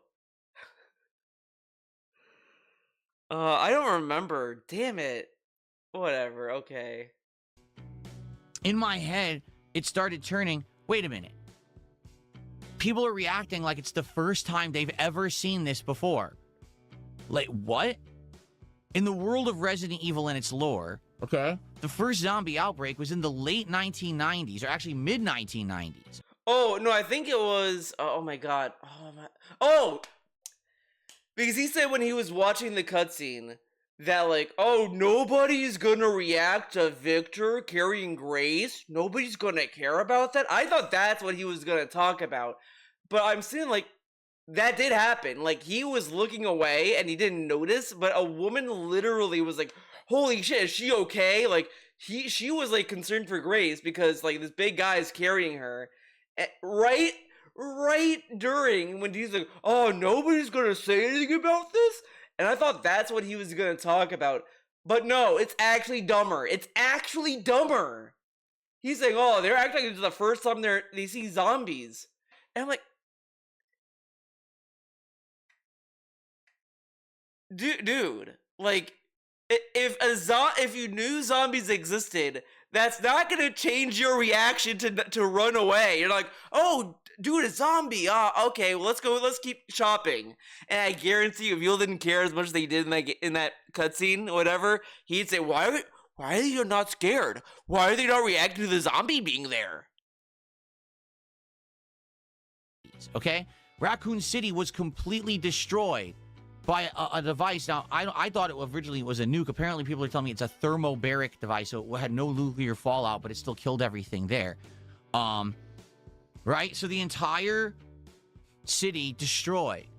Since Resident Evil 2, okay, we have had Las Plagas. We have had the outbreak that was in Spain. Africa. Or whatever. We have had Resident Evil 6 where there was literally like 3 outbreaks across the globe, all simultaneously of different viruses, giant mutated creatures destroying major metropolitan areas. Okay, this all happened canon in the world of Resident Evil. But are those games canon?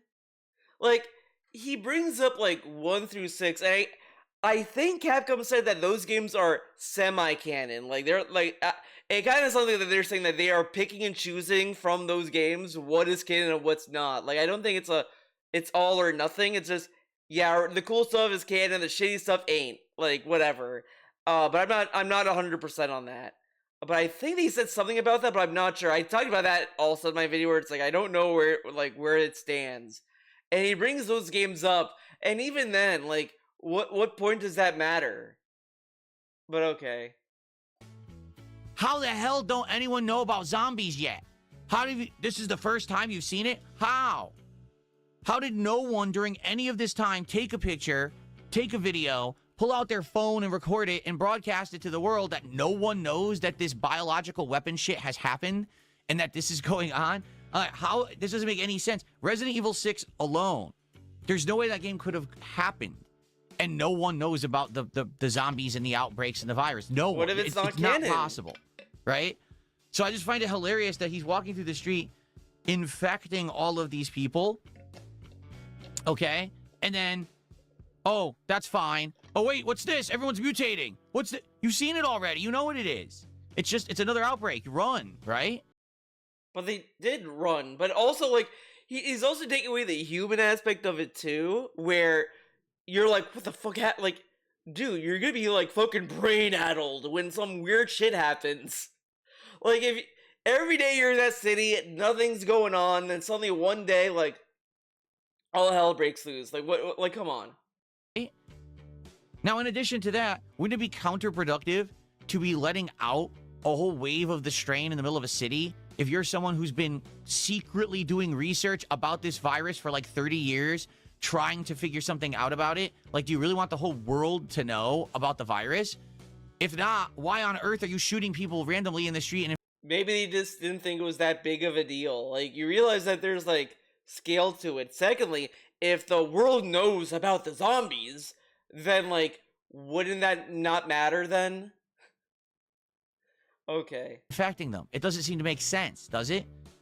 In addition, later on in the game, they unleash the virus at a care center where, again, this care center has been a research facility to try to refine the virus. Why? For what reason would you want to keep people in there? I will, like, maybe do other kinds of tests or studies of the zombies. Want to just unleash the virus to kill everyone in the center? It doesn't even make sense. Like, oh, maybe you'll say, well, it's collateral damage. They don't want anyone who's involved to live to talk about it. Yeah, but isn't it more valuable to keep them on? Like, what if you're still researching? What, you know, these are valued employees and people who have helped you all along. Yeah, Umbrella values their employees. If there's one thing you ever learn about Umbrella, they love their employees. They give them the best health care. They're like, dude, you get the best shit at Umbrella. Work there. They love you. With this thing, now you're just gonna murder them all? What? Huh? And then, this is the silliest one out of everything, and this is the last time I'll talk about the plot, just so we're not spoiling. So, without spoiling the plot, the main character, Grace, okay, she's critical to the plot because apparently the villains need her. They say she's like the chosen one or the special one that they need for their research. Yet at the beginning of the game, okay, Grace breaks free because she was kidnapped, and she breaks free of her captors. And she starts wandering through this medical facility. Literally everything is out to kill her, okay? You got regular zombies, you got big mutation zombies, you've got the giant monster that you see in all the preview videos that's lurking around the house that's trying to kill her. If she's so critical to your research, why aren't you trying to save her life? Why do you leave her to fend for herself for like 11 hours? Literally for 11 hours? I kind of think the idea is that they don't know she escaped, right? Like I I don't know. Like it is stupid, but it's like at the same time, who cares? Like this is the kind of like information like this is the kind of guy that you watch a movie with. It's actually this isn't how the movie works. This would not work in real life. And then you're like, oh my god, fucking shut the fuck up. And then you never invite them to the movies again. I just saw Nirvana, the band, the show, the movie, and that's not how a time machine would work. They would go back, so they went back in time, and then they took the bottle. But if they took the bottle, would that cause a time change? What? And then it's like stupid. But then why would you watch that movie and think about that instead of having fun? Like, it's a She just time has and to place. fight tooth and nail to survive, right? She's shooting the zombies. She's finding ways to inject them and make them blow up so she doesn't die. Then all of a sudden, after like 11 hours, they reveal, oh, you're critical to the plot. Let's go. And they take her and they go somewhere else. But she barely survived for 11 hours. What the fuck? What the fuck? So the plot makes no sense at all. I mean, it's Resident Evil, like... But I definitely think that that's suspicion kind of disbelief. the thing. You have to suspend your disbelief when you play these games, because I don't think that they've ever really made that much sense. As much as people try to take the plot so seriously, well, that's not canon. That This is so annoying. Like, just because people like the story and they find things they care about, that doesn't mean they're anal about, like, the logic of the story. Like, they just enjoy the story and the lore. Like, dude, like, I'm sure there's stuff that you can read in the logs in the game that are not scientifically real. Like, is the whole thing about blood memory real? Is that real science? Is that settled science? I don't think so. Call me a skeptic, but I don't think that we store our memories in blood cells. I mean, maybe in other forms or whatever, but like, you know, they take a huge like creative liberty on science. It's so obvious. Come on. that couldn't have happened because this over here and this over here. I think in the case of Resident Evil, we just are like, you know what? It's a horror game. It's not meant to be taken super seriously. There are people who hyperfixate on this shit over on the internet. Again, he's saying this as this guy was like freaking out over the Super Mario Galaxy movie. Like, I can't take this dude seriously when he's like, Super Mario Galaxy skips other Mario games, and that's fucking stupid. So you have Mario 1, then what about Mario 3? What about Mario World? What about Mario 64? We go straight to Galaxy? And then I just see, I don't remember what he said about the trailer, but I'm pretty sure he probably bitched about Birdo, like, oh, Birdo was in Galaxy, what the fuck? All this shit. And it's like, dude, like, it's Mario. It's a Mario movie. But this guy is like, we should not think about Fallout, Resident Evil, whatever, but let's be super anal and think police Mario. Why? Why is Mario Galaxy the only movie that is not allowed to be fun? Internet for years and years and years. I mean, God forbid you try to watch the Fallout TV show today, because people on the internet will tell you how the TV show could not possibly be canon with the games, even though literally the people in charge of Fallout have outright said, yes, the TV show is canon with the games, deal with it. So, but that's not good enough. Like, I mean, do the people who are saying that work on New Vegas? I don't know. In the case of Resident Evil, it's kind of like, all right, we're just along for a fun ride. It's like watching a great horror movie where you're enjoying yourself. And yes, the plot may not make a lot of logical sense. Oh my god, and then we get this, like, backhanded compliment. Like, dude, fucking shut up. Ridiculous things that happen, and you know, how the hell could no one know about zombies yet? Like, what was he expecting them to do? Like, he says this, but, like, how should they have reacted? Like, okay, let's go to that scene. Let's go to that moment in the game. I would assume it's in part 1. Or part 2, but I'm gonna assume. Well, part folks, here we go. 1. Okay, let's go to. Let's see. You are Leon. I know that for a fact. Okay, here we go. I'm just taking her home.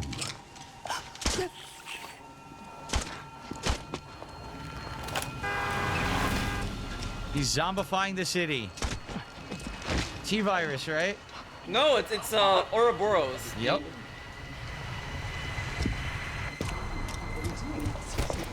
Leon, what's your sit rep? I'm going after Victor. Don't do anything stupid. Me? They won't let me draw on this guy. Look. Okay, we're gonna. I'm you gonna have? skip the clown. He's got a mode. med and slash. Can I do? Okay. Quick turn, left stick down. Yeah, you better run. I never got that tutorial, by the way. They never. I don't. At least, or maybe I didn't pay attention, but they did You not give better me run. that. All right. All right. Crazed madman here. Okay. I hate the United States. Okay. Come on. You okay? What are you doing? Whoa, she's coming on strong. Okay. Look. Okay. Okay. Before I say what I was gonna say, this is a ghost recap. Oh my god.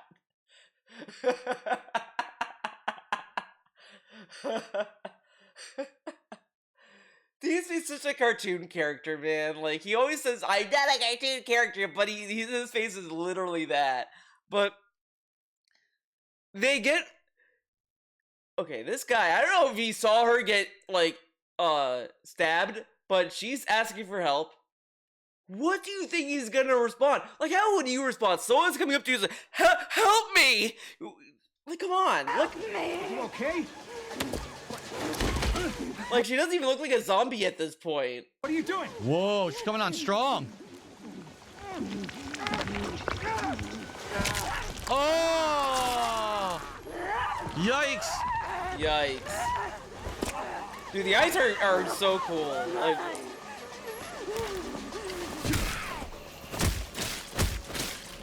okay. Oh, there's a dirt. Okay, yeah, alright.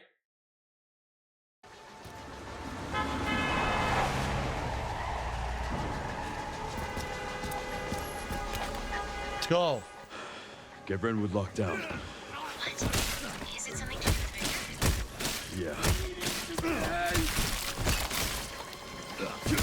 Oh my god! Look, Oh, that got over the dialogue because he explains like, oh, put it Who needs ammo when you can just a do these lockdown elaborate because of this, combos? but whatever.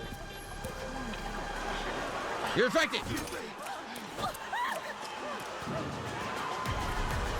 Yeah, dude, this complaint made no sense.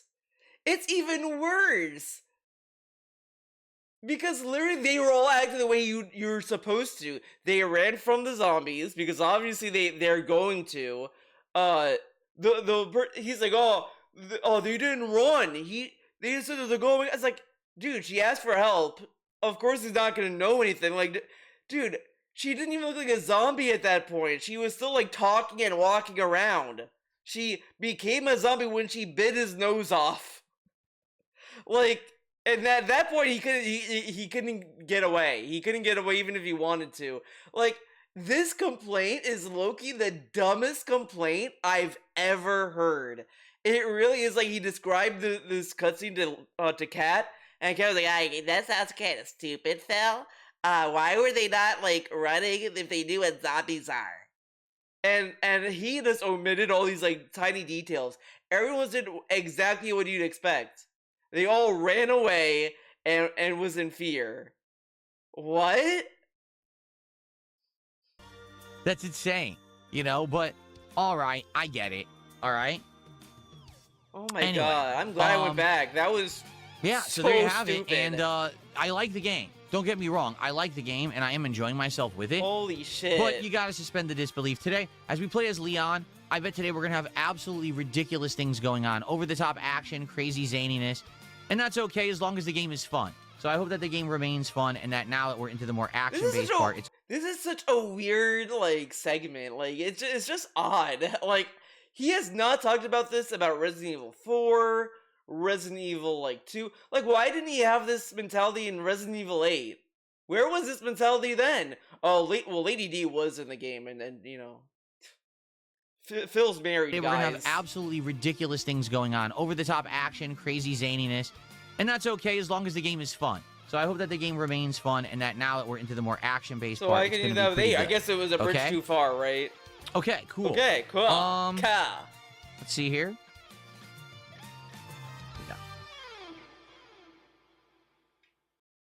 Well, old school Subway was sourcing local ingredients, break bread. I'm not talking about the bread that was made in a factory, made at a real bakery, and they were so big. This Subway lore is so dumb because he's kind of living vicariously, probably through his dad. He probably never went to the actual Subways. That was extra bread for you.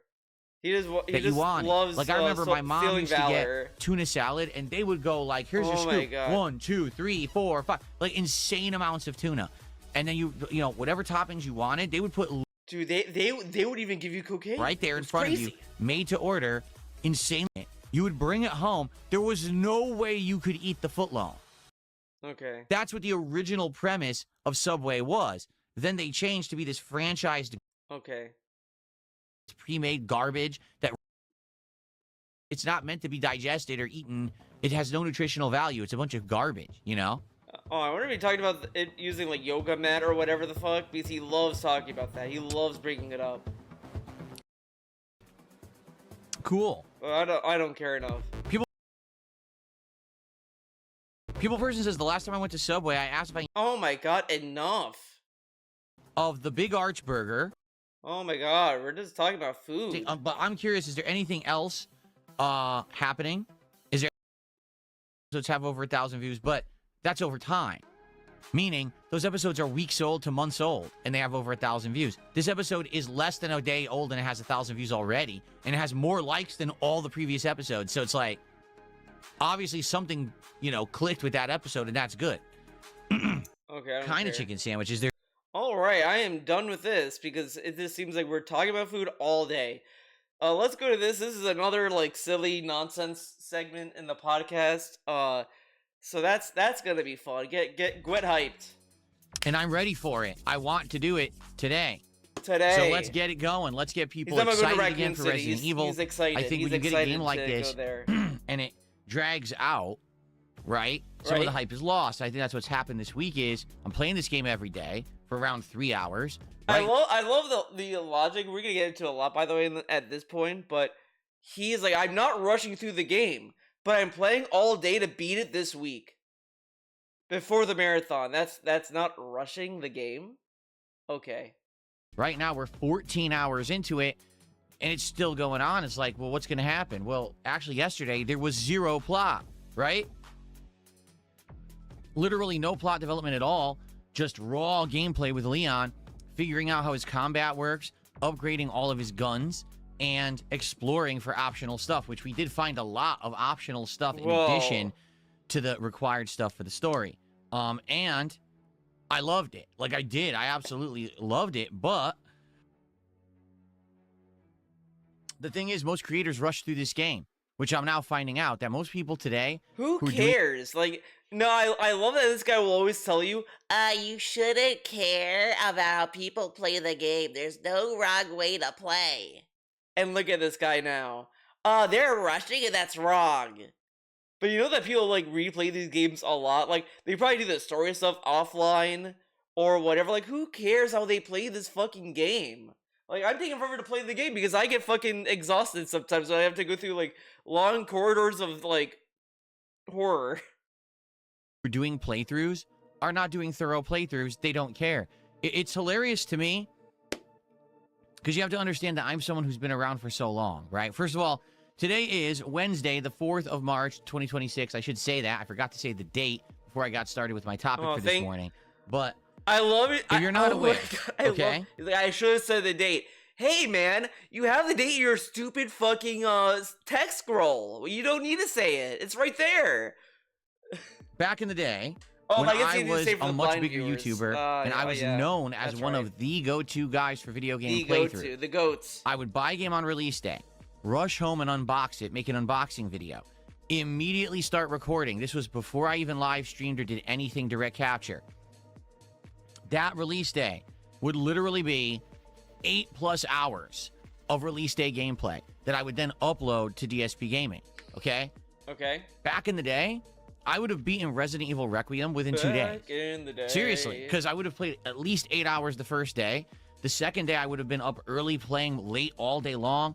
I probably would have completed this within 2, maybe 3 days tops, and the entire playthrough would have been online already. Okay? However, okay, my playthrough would have been rushed. What do I mean by that? What do I mean by that? No, I would not have played as Grace for so long that I killed the 2 singers and figured out a way to kill the giant mutated blob man. I'm sorry. If you're rushing through Resident Evil, I can't see you, like, beat the game fast. Right? Because you're gonna be making more mistakes, and you're gonna be, like, dying a lot more. Especially on a first run. Like, oh my god, okay. And also killed the butcher, and also upgraded her gun all the way. I wouldn't have done any of that. Back in the day, and like the butcher, you would have to literally just like wait around on top of that. So like you're not gonna, it's not really efficient. Like it's more worthwhile to like kill them. Like this is not really a flex as that he thinks it is. Mentality was rush through the game, beat it as quickly as humanly possible, because people just want to see the ending right away. And you know what? That was the truth back then, is that there wasn't a system by which everyone was getting these copies early. People were playing the game several days early and were finishing the game before you even had a chance to touch it. That's how it used to be. Like, everyone would get the game on the same day and would play it and be a big dash, mad dash to finish the game and get your playthrough up. Yeah, before everyone was everybody doing else. that. That was part of my workflow and schedule, was be the guy to beat it quickly. Okay? Today doesn't matter anymore. Why? People already got the game a week early. They already got a playthrough up on the internet. The ending spoiled. Everyone spoiled the plot of this game a week early. It was all over everywhere. What's funny, I did some research because I did 2 tiers of research. One about Papa John's? No, Papa Murphy's, because I got fucking annoyed. This guy kept talking about it. I was like, okay, I want to get to the bottom of this. So this is a little bonus rant about this Papa Murphy bullshit. So I asked Google, that led to a Reddit thread, why would people want to order Papa Murphy's or whatever? Now, a lot of people did bring up the food stamps thing, and, you know, whatever. I mean, because our government classified pizza as a vegetable. So, whatever. So, of course, people can, like, order, you know, can use their food stamps in some states, not every state, and I think that's fine. Like, who cares, right? Like, you know, whatever. We don't have to get into the ramifications of that. So that's like one leg of it. The other leg is a lot of people like ordering Papa Murphy's so they can like bake it when they want. It's like, hey, I got this pizza, I did it put in the oven, I'm gonna like make it when I'm ready, and they can put it in their own freezer or whatever and save it. Like that's why people order that. And that's like a different story as well. So that's the whole thing about Papa Murphy's. So this guy, because I think he feels that when people are talking about the food stamps thing, is like, I don't know if they're doing if it's a scam. Like, why would they do that? It's like, yeah, how dare a establishment want to offer a way for people who have low income to afford a pizza? The nerve, right? What a scam. And secondly, like, you know, who cares? Like, it's a retailer that people, a retailer, a place to get pizza if you want it. Like, it's not that deep. You don't need to think about it. And it's like, this guy's like, I don't know about Papa Murphy. Oh my god, Papa Murphy. I don't know, man. I don't understand it. It's like, dude, it's a fucking pizza. Like, this dude is acting as if someone's trying to tell him like a whole new like culture that is like crazy, and he's like, what? It's like trying to tell your grandpa about how to use a smartphone. Like, that's his reaction. I don't get it. I don't get it, man. It's like, Jesus. So there's that. I did that level of research. The other research I did was, how did the story of Resident Evil 9 get leaked? And It was, as everyone said it was, because of retailers. People were just paying people to steal the game for them, whatever, to break street date, whatever. Which is, get this, a thing he did for Ultimate Marvel vs. Capcom. No, not Ultimate, my bad. Marvel vs. Capcom 3. That's what he did. He got that game early through that similar method. And people told him that's like, why would they do that? I don't believe that. I don't believe a retailer would do that. Why wouldn't they? These people who work at these retailers are not paid a good wage. They probably don't care. And, you know, whatever. There's a lot of reasons why people would do that. Secondly, that's just how it is. And that's probably how it's going to keep going. So he really wants to stick by the early copy review should not exist, blah, blah, blah. But the way this leaked, it wouldn't have mattered. The reviews would not have changed anything because people would have gotten the game early because they were going to the retailer. But whatever, okay. Everywhere. So, what's the rush? And in fact, what ended up happening was, after many years of me doing content like that, it was about 3-4 years, okay? Maybe a long video. Get hyped. Get hyped, people everyone. Started to push back against me. Whoa, okay? They did? And basically What people did they said, say? listen, you don't do enough when you play a game.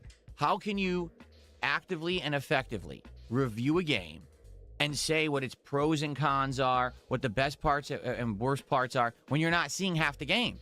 You literally skip almost all of the... This is silly. This is silly. And I've said this before. This complaint, it's like, yeah, he was rushing. But when people were saying, oh, you should take your time and do more stuff, it wasn't like, do every nook and cranny in a game. Like, he goes into such extremes. It's like, why don't you just do the stuff that, like, you want to do? Why do you get engaged in the game you're playing? And this guy's like, I'm doing everything because you guys want me to. It's just he's doing it to look like a gamer and not because he's interested in the game he's playing. The side content of most games that you play, because you just rush through them to get to the end. And you know what? That's truthful. Even back in the day, games like Fallout, I really would just rush through, and then I would have, like, after I beat the game, I'd say return to Fallout 3, return to New Vegas to do the content that I skipped during my first run. But isn't that, like, the point? Like, it's so funny. This guy, like, dances around, like, how people play video games and doesn't understand it. It doesn't click with him. When you do a first run of every game, and this, like, drives me up the wall sometimes when he plays certain games, where it's like, how was I supposed to know that? Oh my god, I was supposed to do this on the first run? No. All these things that are in the game are always meant to go back and like, perfect on other runs. Like, that's why they do that. And this guy is, like, confused by that and says, this is stupid. And it's like, yeah, you know, like, you play Fallout, and you could do some fucked up shit, right? And then you're like, okay, well, that was one playthrough. I'm gonna go back since I like the game, and I can do something else. Like, that's why they do that. That's why he does these. The return streams are by design in the game. And this guy wants to do everything in the game all at once, basically. It's insane. Actually what my mentality was. For the record, it was very, very successful. It worked. But after, like I said, about 3-4 years, a lot of people basically started criticizing me, saying, you know, DSP just isn't really the best Let's Player because he doesn't do enough. He rushes through, and because of that, it's just not quality content. And I didn't like that because I was of the impression that I was putting out stuff that was going to have posterity. And what I mean is, a playthrough that I did back then, you could watch it when it was new. You could watch it in a week, in a month, in a year, in 10 years, and it would still be just as meaningful and entertaining. That is any video ever. You could upload something and have that same mentality, whatever, but how does that make sense? You said, oh, I didn't take it seriously back then, but now you were? What? Because of the way that I did my content, honest, truthful, no kissing butt, no being overly critical to get clickbait. I wanted people to judge a game experience. Yeah, unless it was Homefront, the Revolution, Ghostbusters, the bad one, not the one that everyone loves, the other one. As a honest, raw, truthful thing when I started playing a game. But I also wanted people to think that it was trustworthy as a representation of how good that game is or how bad that game is or somewhere in between. And if people were telling me, hey, you're skipping too much, you're rushing through, this isn't representative of what the game really is because you skipped half the side content of this game, then I said I got to change. And I did. Like, I actively changed for the better. I started making longer playthroughs. I started doing content at length rather than rushing through. It's funny. He's saying I'm doing longer playthroughs. And then, like, everyone's like, oh, these playthroughs are too long. And he's like, that's just how the game is, guys. What? Now, going hand in hand with that, later on, I became a live streamer, right? And the challenge of being a live streamer, but also putting out lengthy, detailed playthroughs is time. Whoa. Okay? When I was just doing the on-demand videos, and it was only about putting out on-demand videos, I could literally wake up whenever I want, record whenever I want, upload whenever I want, and I could go as long as I wanted. This is back when I was a bachelor, okay? I was in my, you know, my late 20s, early 30s. I had nothing else going on for me besides, hey, record gameplay. What about Leanna? So I had massive flexibility in my schedule to put out as much content as I wanted whenever I wanted. When I became a live streamer, and then when I basically became a family man and got married. This guy really just loves labels. It is kind of a blessing in disguise he doesn't have kids, because this dude would spam, yeah, I'm a dad. Yeah, my son, oh my god, my son was doing this. He's gonna be one of those people. You know, the kind of people that, like, really talk about their kids to the point where you want to avoid. Like, it's like how Seinfeld felt about, like, his friends, like, showing pictures of their baby or whatever the fuck that episode was. This is an old episode, but that's DSP. He would do that shit. Yeah, I'm a dad. Yeah, I'm a dad. I'm a father. Oh my god, guys, I'm a father. Yeah, and we have a kid. Like, he'd like brag. And I feel bad for the kid. So I'm glad he doesn't have any kids. That kid would be in hell. Being in that household. Him and Kat would be like, oh my god. My life has changed completely. Now I have to adhere to a schedule because I have to be here on a live stream, and people need to know when to be here to see the content live so they can watch it, engage, and support it. That changed the whole game. It made me essentially change up the streams, right? That's why I'm still successful after 18 years, is because I'm not just known as a guy who plays one kind of game or a guy who rushes through all of the game, right? Instead, I do lengthy playthroughs, but I have a variety of content and I schedule it all out, so it takes me a while to get through games. You know, a game like Resident Evil 9. But he scheduled this game back to back. What? What's the excuse here? Can be beaten in 8 to 9 hours if you don't read any documents. You basically don't pay attention to cutscenes or you skip them.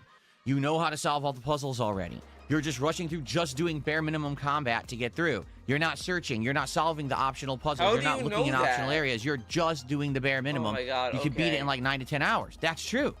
You also beat it in 4 hours. But could you then say that the game was truly explored and played? Or can you just say you rushed through it? Right? Now, I'm not saying that that's but it's through the eye of the beholder, because like, that's a whole, like, thing that people buy Resident Evil for as well. Some people may not even care about the story. They just like how the challenging speedruns that it provides. Every single content creator did. But I'm saying that's probably why content creators can beat the game in 2 to 3 days, when for me, that's not the case. I'm someone who has a work-life balance. Yeah, most critical skipped every cutscene, guys. I'm someone who balances multiple games against each other. You know, one day I played Resident Evil 9 all day. That was Friday, release day. Since then, I'm only playing it one stream, and then the night stream every day has been something different so that I have variety. Because the truth is, not everyone who watches DSP Gaming likes Resident Evil. There's people who are here for RimWorld, people who are here for indie games, people who want variety. Whoa. And if I'm not giving it to you, those people are going to leave, and they're only going to... But where's the variety, Philip? You're doing Resident Evil everyday stream. Where are the Dragon Quest streams? And I love that yesterday he was like, oh, do you guys want me to alternate? It's like, bitch, you want to beat this game by Thursday. You're going to now decide, I'm going to alternate. Yeah, play fucking...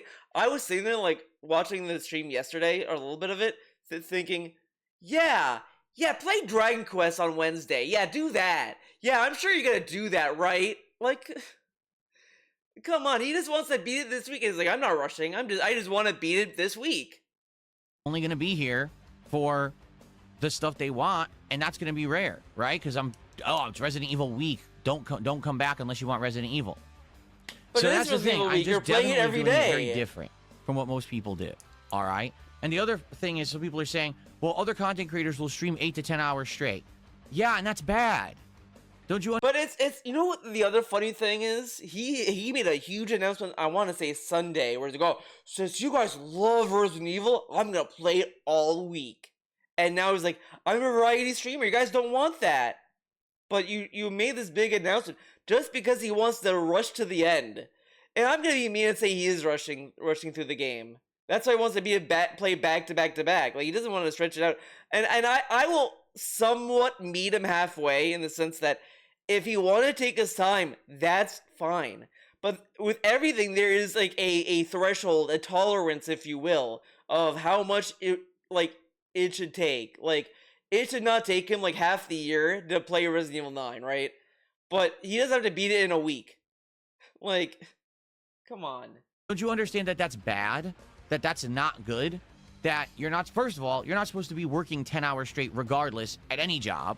People would consider that bad. It's supposed to be an 8-hour shift. That would be overtime. And you're, supposed to be compensated for the... Isn't the compensation the stream contributions you're making in that time?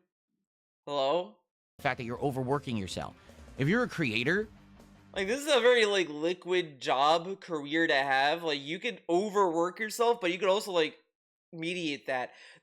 Like, I think a lot of the reasons why people, like, shit on streamers, because I understand, like, on some degree, streamers may feel, like, exhausted from, like, streaming and shit like that, but not a lot of them, like, bitch about it as much as the lolcows. Like, because they understand, like, usually I will hear from other streamers at the most, hey, I understand that this job is this and that, but this is kind of, like, exhausting. And that's it. That's where they leave it. And it's like, okay. But this guy's like, oh my god, I busted my ass. I'm, like, sweating profusely. It's like he's being tortured. And you're doing 8 to 10 hour streams. The second half of the stream is not good.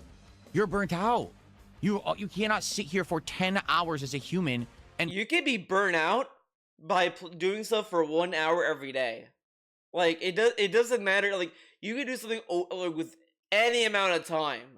You will still be burnt out. Burnout is not a tangible thing that you can point to. It's just something that happens. And put out good content for 10 hours. It's just not possible. Okay? Now, I'm not saying that there aren't younger people who probably would do it better than me, but I'm saying it's just not how you're supposed to do it. You have to do it in blocks so you're refreshed or whatever. You're doing breaks it wrong, or whatever, you know. guys. If I just sat here and I played a game for 8 to 10 hours straight, the second half of the stream would be garbage. I'd be upset. I'd be complaining constantly. I'd be playing like shit. That's not how you put out good... But this happens anyway. And that's what he says all the time. Oh, I did this and I just started playing like shit because it was the end. Even though it was like right at the end of the stream. Content whatsoever. In fact, I would argue that in most cases, you probably only want to play a video game for 3 to 4 hours tops, because then you're kind of tapped out. You need to step away from it. So that way you don't become like tunnel vision, hyper-focused on the game, and now you play like shit. That's always been the case for me too. Even back in the day.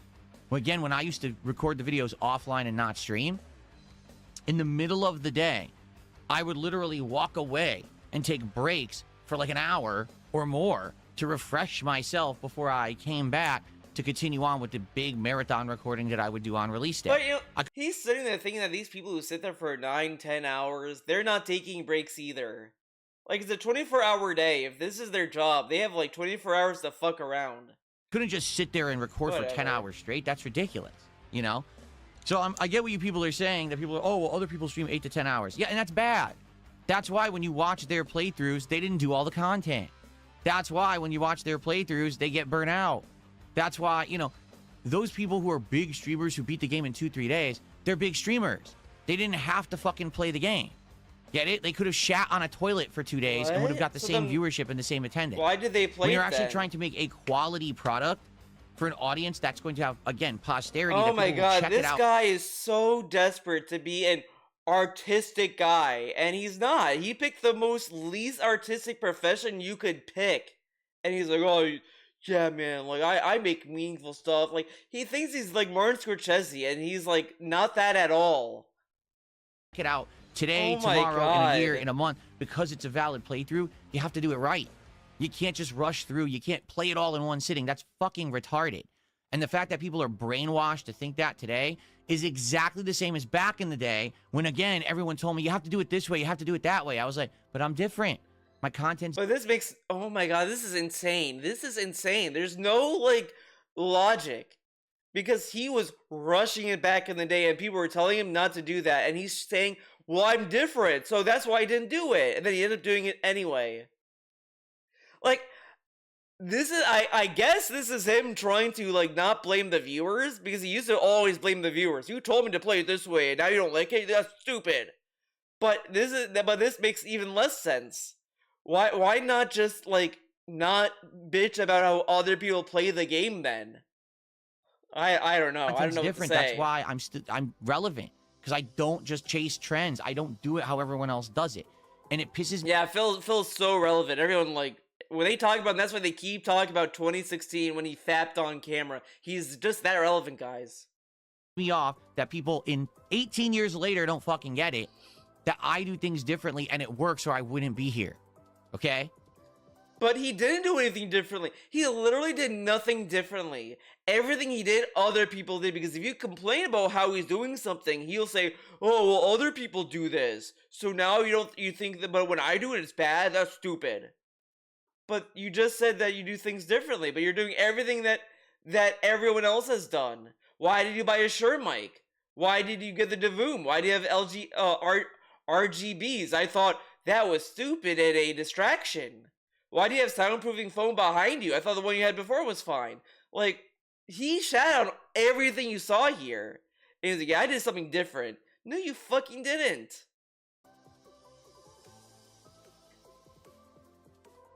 So, that's my mentality. Today, I'm reapplying myself. I want to play Resident Evil. I'm dying to get into it. I've been craving it because it looks like we're about to probably finish up the area that we're in with Leon, and we're going to go right into Raccoon City, and hopefully this is going to, get more exciting to get to the original parts of the first or the second game. I'm excited for that. But attendance falls off. Support falls off. Listen, there's nothing I can do about that. Unless you want me to become a crap streamer who literally sits here for 8 to 10 hours a day pumping out schlock that's garbage. Schlock, all right? dude. You're never going to get me rushing through a game and beating it in 2 days. That wouldn't even be worth, I feel, my time or you. He tried that in the past, I feel. I feel like he was like, oh, let's just try to finish it. I mean, I guess that was Donkey Kong Bonanza as well. Like, he does rush through stuff when the timer is up. If Your you know time, what that I'm would be a saying. waste of everyone's fucking time to do that. Sorry, I don't believe Your streams that are a that's waste the of way time. to do it. Back in the day, when there was a big mad dash to finish a game and be the first person to get the ending on the internet, yeah, that was a different mentality. That was also 15 years ago. Things change.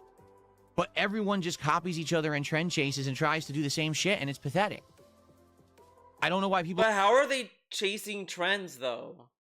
They're just playing a video game, and they just happen to be the game first.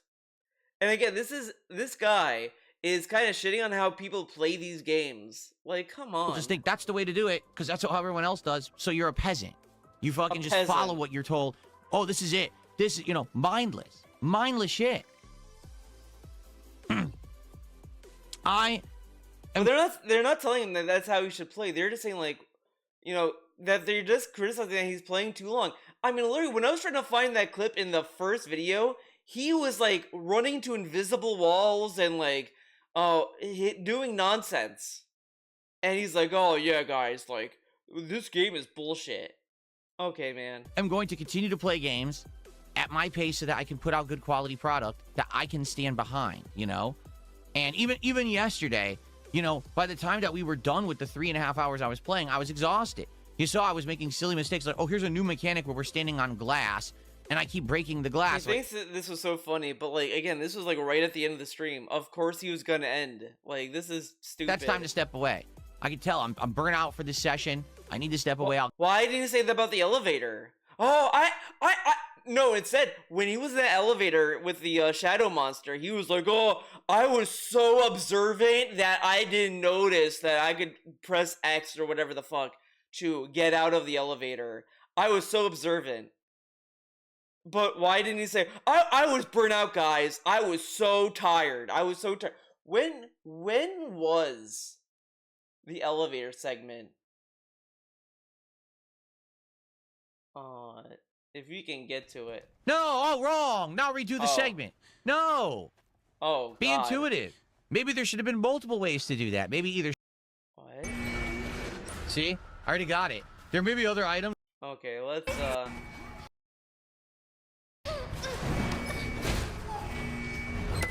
Why won't they close?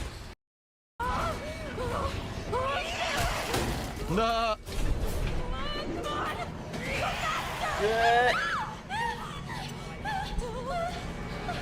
Woo! Do this. Alright, let's see how he died. Great. Okay, I hate this, like, bit where he's like...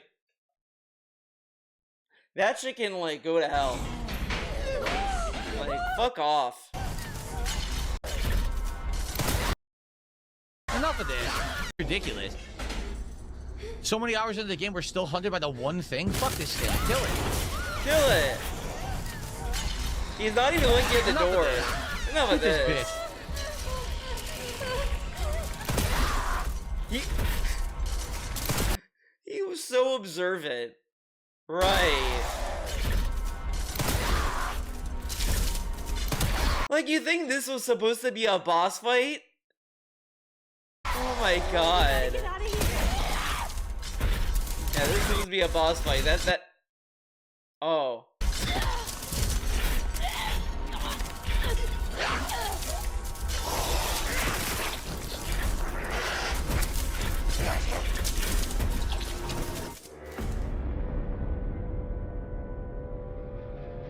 Wow, and that was 3 hours in. I mean, maybe an hour into the gameplay or whatever the fuck. Where was guys? He is just burnt out. He's tired. Look at him. He's sleepy. Oh my god, why is the playthrough so long?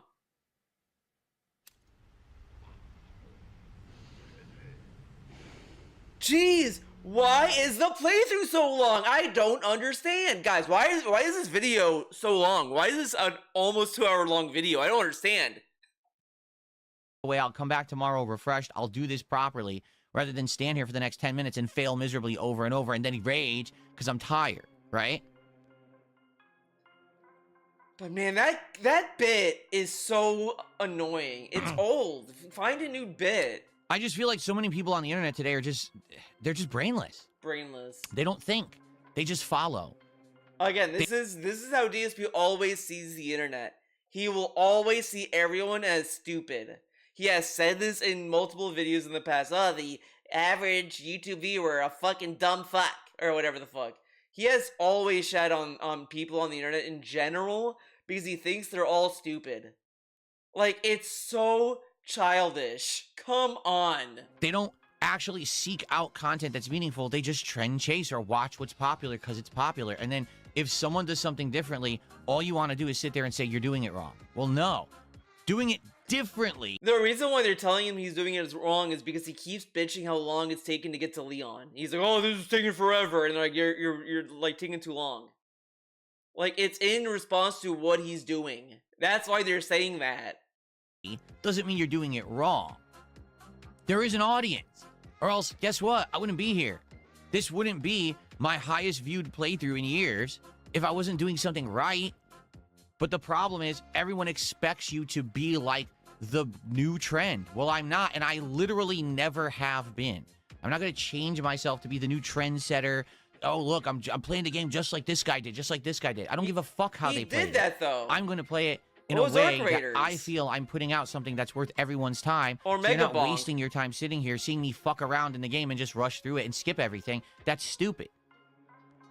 Okay? At the same time, I'm also not going to platinum. He doesn't even care about the story. Like, this is what's annoying about him playing games. He has no care into what's going on. It's just a motion to move forward in time, just to fill time. Like, at this point, he's like a few steps away from just admitting he's waiting to die. Like, that's basically what is the natural conclusion of his entire existence. I'm just doing this just to fill time. I'm doing this just to wait until I go underground. The game. You know what I'm saying? I'm not going to sit here and platinum it because that's probably going to be a waste of everyone's time. There's probably little nuanced things that you need to do that I don't even know how to do, and I don't really care about that, all right? But good for you. I want to do stuff that's worth everyone's time, okay? And I hope you understand that. And all thing that's worth your time is, get this, how he wants to play the game. Like, this is him trying to sound, like, fancy and, like, smart and cool when he just says, I just want to play the game how I want to play. I mean, there's nothing wrong with saying, I just want to play Resident Evil 9 the way I want to. But this guy will act as if it's, like, and that. I want to be good. When you're on my stream, you're not wasting your time. You're having a good time with something that's meaningful. And again, a playthrough you can watch whenever you want. So okay? then why don't you So today we on those continue people? on. I hope that you're here for the right reasons. Okay? I'm here for the wrong I want to have a reasons. great time here today with all of you with Resident Evil. But I hope you understand where I'm coming. It's garbage. Why? Oh, so-and-so beat the game in 2 streams. Yeah, and each stream was 12 hours fucking long, and they rushed through, and they... So it's 12 hours long. I love, like, oh, they beat the game. So they sat through it, 12 hours, and on top of that, they rushed it. Okay. They played like shit. Who gives a fuck about their playthrough? It's brainless shit. How is it rushing if they're playing, like, the amount of time? Like, he's playing the amount of time that someone did in a day, stretched out to, like, multiple days, because he's playing, like, the game every 3 hours. Like, come on. Come on, man. It's garbage. Why are you watching it? Duh, because they're popular. So you're stupid. I mean... I like he says this, but then, like, he was like, oh, the Aspen bump. He got a lot of attention by just chasing trends or chasing bigger channels. He chased Kino Casino. He chased Asmongold to grift off of them or to leech off of them. And he's like, oh, these other people that do that, they're stupid. You do it too, dumb fuck. Sorry. I would like to think that people who watch my content have at least a few IQ points in their heads. Why else would you be here? I don't know. Do you think your audience is smart? You had to explain to them what produce is, my guy. Oh, God, you know what produce is? Yeah, he really thinks highly of his fucking chose to actively be here instead of watching the guy who has 20 times my viewership, but is a mouth-drooling idiot and just yells slurs and fucking acts like a... Again, why are we just shitting on other streamers? And this is a wide attack. Like, someone says, oh, this was a bad XQC impression, whatever. But the thing is, it's so general, you could really say any streamer name, and he'll say, well, that proves my point. Because he's a dumb fuck. Like a cartoon character, right? Yeah, DSP's not a cartoon character, guys. He isn't. Don't you think he is? He's not. He is not a cartoon character. Where is RimWorld? This game is totally... Oh, we even start off with a meaningful segment. Hello, everyone, and welcome back to RimWorld here on DSP Gaming. It's been a little bit. It's been almost a week since the last time I played RimWorld. Reason being, this last week we got wrapped up in a lot of new release content. Okay. 2 streams of RimWorld lined up for this week for those who are interested. Did the thumbnail show? We're gonna get back to the swing of things tonight. But my question is, where are we and what are we doing? We currently apparently have 8 colonists from what I can see, and it looks like, man, it looks like a lot of people got hurt. Okay, am I crazy? Like, dude, I go to RimWorld. That's where it starts. But it's not in the video. What happened? What happened to this? But whatever, I can go to this and find what I'm looking for. Hello, everyone, and welcome to the second half of our RimWorld stream. You see the problem? All right, Beckham Rockham's doing it.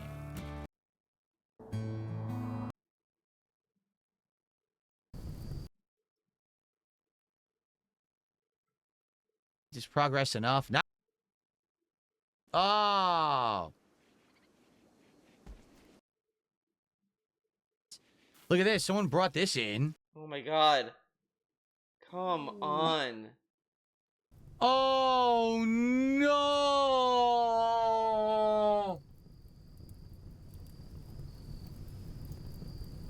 Yeah, he's not a clown, guys. He doesn't overact. This is him being mature. Remember, guys, when you watch a got DSP to be- stream, it's like you're sitting right next to him. This is what he does to Cat every night when they watch movies. Oh no! It's a little different, the content here. And it's not for everyone. Admittedly, it's not going to be for everyone. But that's okay. I just hope that people get it. That was and a they're here small for the right taste reason. of his clown mode, You know? by the way. We were having a great time when this game came out on Friday and then on Sunday. But now here we are. This is what, day 5 of me playing it? Because the game is long. The game actually does have content, but the problem is the internet reports it as an 8-hour game because the internet is stupid as fuck. The internet didn't play the game, didn't take their time with the game, or even enjoy it. Okay. They rushed through it like dunces. The game is actually probably around 20+ hours long. But if they're saying it's 8 hours, but then they're sitting for 12 hours to play the game, to rush through it, it is now like what is this timeline? He's just barking out numbers. Like, yeah, you could probably beat it in single-digit hours, but you could also take your time. Long if you take your time with it, which you're supposed to. That's the point of a video game, to immerse yourself in the world and the experience, to look at the lore, to see what content's in it. Not to say, I beat it in 5 hours because I rushed like moron. Ooga booga, oh, my armpit itches. Ooh, look. Why do we keep going to caveman shit, dude? Why? In the world and the experience, to look at the lore, to see what content's in it. Not to say, I beat it in 5 hours because I rushed like moron. Ooga booga, oh, my armpit itches. Ooh, look. Yeah, only cavemen scratch their armpits, obviously. Just cook dinner. Let me clack these 2 rocks together to start the fucking fire. What are you doing? Like, what is this anger? Like, why be this angry about how people play games? But okay. Okay. Let's see here. Beaver Bother. Thanks for $1.50 tip, and he's talking about Donkey Kong 64. I don't care. Thanks for $1.50. That's our first tip of the day. I didn't care. What about DK 64? Why doesn't he read what he says? I thought we don't care about denim. Huh? I love he always says, like, I love the banana meme. You guys can use all you want. Okay. God, DK 64, let's not talk about it. Okay, I don't care about this dumb fuck playlist. Jordy could use some advice playing Resident Evil. I doubt that. Okay, yeah, he's Dan, you're an idiot who doesn't play the game. He goes, oh, the game's not open world. You can beat it. It's linear. Wrong. Wrong. You're outright wrong. The game has an open world structure. When you play with Grace, you could do things in different orders in the I say mansion because it is really like a mansion. In the care center, it's not linear whatsoever. You actually have choice to do things and explore optional areas and kill zombies that you don't necessarily combat and the like. You don't know what you're talking about. We played the Marathon Server Slam last week. I mean, Marathon it's not a is literal linear game, but it's not an open world to every single other extraction shooter. Notably, it plays like the same gameplay loop as Arc Raiders, except it's first person. Okay, we're They made the enemies really gang up on you, and you're playing it with a group. I would never play Marathon solo. I like the art style of Marathon. It's another game. I hate that it's wasted on a could it be fun? multiplayer game. Are there people who will probably find it fun? Yes. Does it need to? I don't think it's gonna be like High Guard or Concord. I think that's a little insane. I don't think it's gonna be that. Iki, thank you for a gifted sub over on Kick today. I will actually spell your name correctly. It's gonna get appreciate much praise. Announced that they are remaking Assassin's Creed 4, getting remade. Yeah, they're remaking the trilogy of 2 favorites. Okay. I mean, it's been so long since the game's been out. I don't even remember much about it. What's up, Chris? Good morning. What's up, Chris? Jasky, Dayplation. That's an interesting name. The Laughing Pigeon. Us. And it's pretty crazy. That's awesome. Okay. AC4 is okay. Probably has better content and story than Valhalla game, and the game. I thought we had more. Someone just tipped me $20 and said something interesting. This is okay. Let me do an animation first. Hazard animations for Resident Evil. Replace them with classic gaming animation. Oh my god, I do not. And then after that, we're on to retro stuff. $20 and says, you know, I might be in the minority here, but the Raccoon City section feels a bit drab compared to the first half of the game. Either way, I always enjoy your streams. Well, thank you for that. Thank you. I didn't get there yet. We're going to get there today. Now you say it's not even that good? Oh, man. I guess we'll have to see. Oh, we're seasoning the water. Jeez. Everyone loves that part. I received a $5 tip from Voland. I don't know what they were expecting. Thank you so much to Voland. Okay, Voland. Voland says, I like your immersive approach to video games. I'm sure most other viewers feel the same. Don't worry about the naysayers.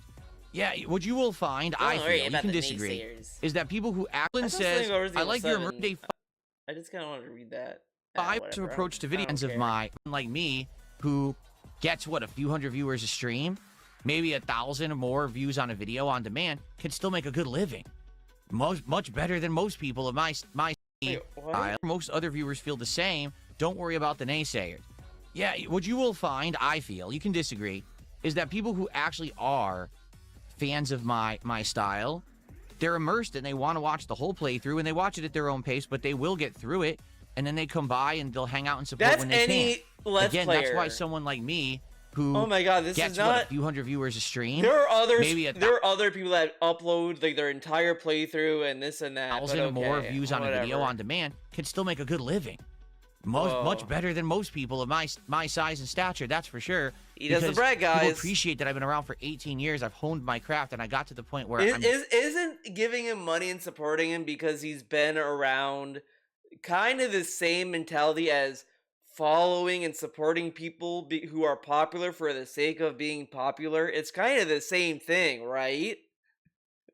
I'm doing the content that I feel is meaningful, rather than just doing it for the buck like I used to. To be honest, you know, rushing through those games and pumping out those playthroughs extra fast or whatever. Didn't really care about the content I was putting out. Today I do. Today I want to be putting out good content. You understand? Okay.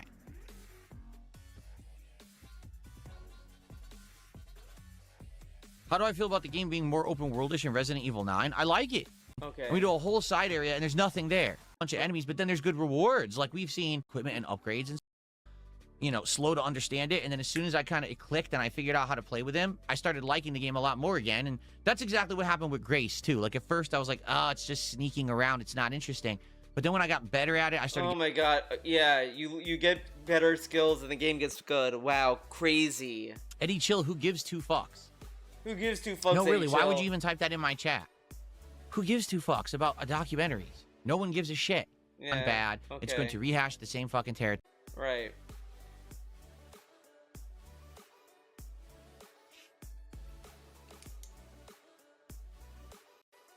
Back in the day on the original Wii, it didn't work. People found it boring after. Xenoblade Chronicles at 5 hours, and I quit. Yeah. I will be going back to Dragon Quest VII next week. What about Suikoden 2? He promised Suikoden 2. Dude, that is dirty, and there should be drama.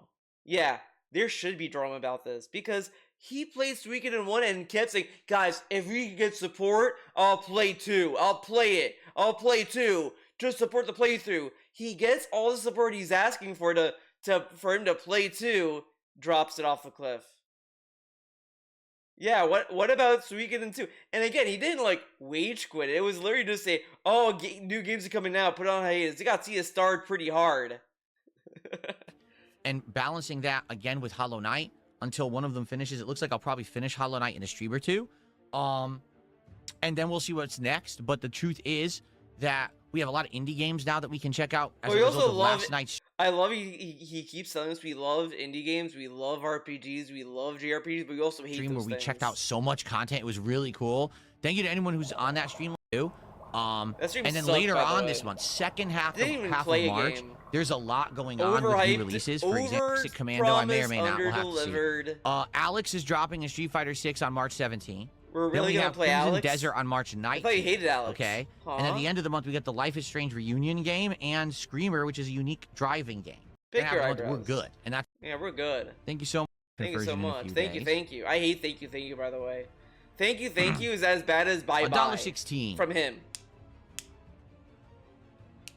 It's like, shut up. Shut up. It's drag. Okay. Nintendo Switch Online, as played with my brand new retro. It's going to be more retro games like on is already one event before we start. So I hope you understand. Boot up the game and then start the game. Then obviously it's going to be chill. But dude, if I play like Ninja Gaiden 1, Oh. Rude Fossa Gaming with the $5 super chat says, I told you 8-bit does are awesome. I Okay. two shoulder buttons rather than just the one. Original SNES just had the one. But luckily they raised the ones in front. Okay. And the D-pad feels exactly like the SNES D-pad. Why I don't didn't know you if get they the actually molded it off of an SNES D-pad. Why didn't he get the SNES controller off from Nintendo? Why didn't he do that? He could have bought it. I could buy it. for a Retrothon. Fuck Nintendo. The one weird that's thing is why. obviously thumbsticks. Like, that was way, way before. Not sure about the battery life. We won't know till we have 3 or 4 models that are similar to this. Some style on PC, like for example, if I do the Mega Man Marathon. Oh, I really love my. It plays like the controller you'd actually play Mega Man on. Are we really gonna like not use his controller? I kind of feel he's not gonna use his controller ever. I think this controller is he's gonna fall in love with it being on the hand thing, and he's never gonna use his controller. I'm calling it right now. He's not using that thing. He ain't using it. That's cool. But I know 8-Bit Dome makes other controllers too. I don't know. I really love my. I love that, like, he got these controllers, and this one is a Pikachu themed, whatever the fuck, but we'll never see it. Why doesn't he, I don't turn that thing around. No, I'm stupid. We need to see the RGBs. Oh my god, I almost forgot. We all need to see the RGBs. That's way more important than the controller. I really love my Razer Wolverine. I think it's probably the best controller I've ever owned, to be honest. I love this thing, and I'm playing all games on it on PC. So I don't know if I'd buy an 8-Bit Dough and use that instead of this. Just saying, like, this one is so amazing, but okay. I get it if you like it. I do like this controller. I like its design, and I can't wait to use it all day Friday. It should be pretty good. Okay, I thought he was going to say, I'm thinking of using the Pikachu controller. Good stuff. But no. Okay, we're gonna through. Hope this is the last day and we'll get Street Fighter tomorrow. I like you, but I can't watch this anymore. Now here's the truth, right? Listen to Jared. I'm playing this game as much as I can to beat it as fast as I can. I thought we didn't rush the game, Philip. See how we went from I don't rush games. I'm trying to rush through the game in the same stream. So it's not a drawn-out playthrough. Oh my god. And people are tired of it already. Do you see? But what's happened is very simple. I'm trying to rush it now. People are used to variety on this channel. 100%. People now, they're so used to it. Phil plays a different game every stream. He doesn't play too much of one game. So the mentality is when I play a lot of one game. I don't understand. If that's what he, like, is his bread and butter, then why didn't he just do that? Instead, he decided to play Resident Evil 9 just so he could beat it this week. Like, what was the... Like, why? What is this? Game, people can't stomach it.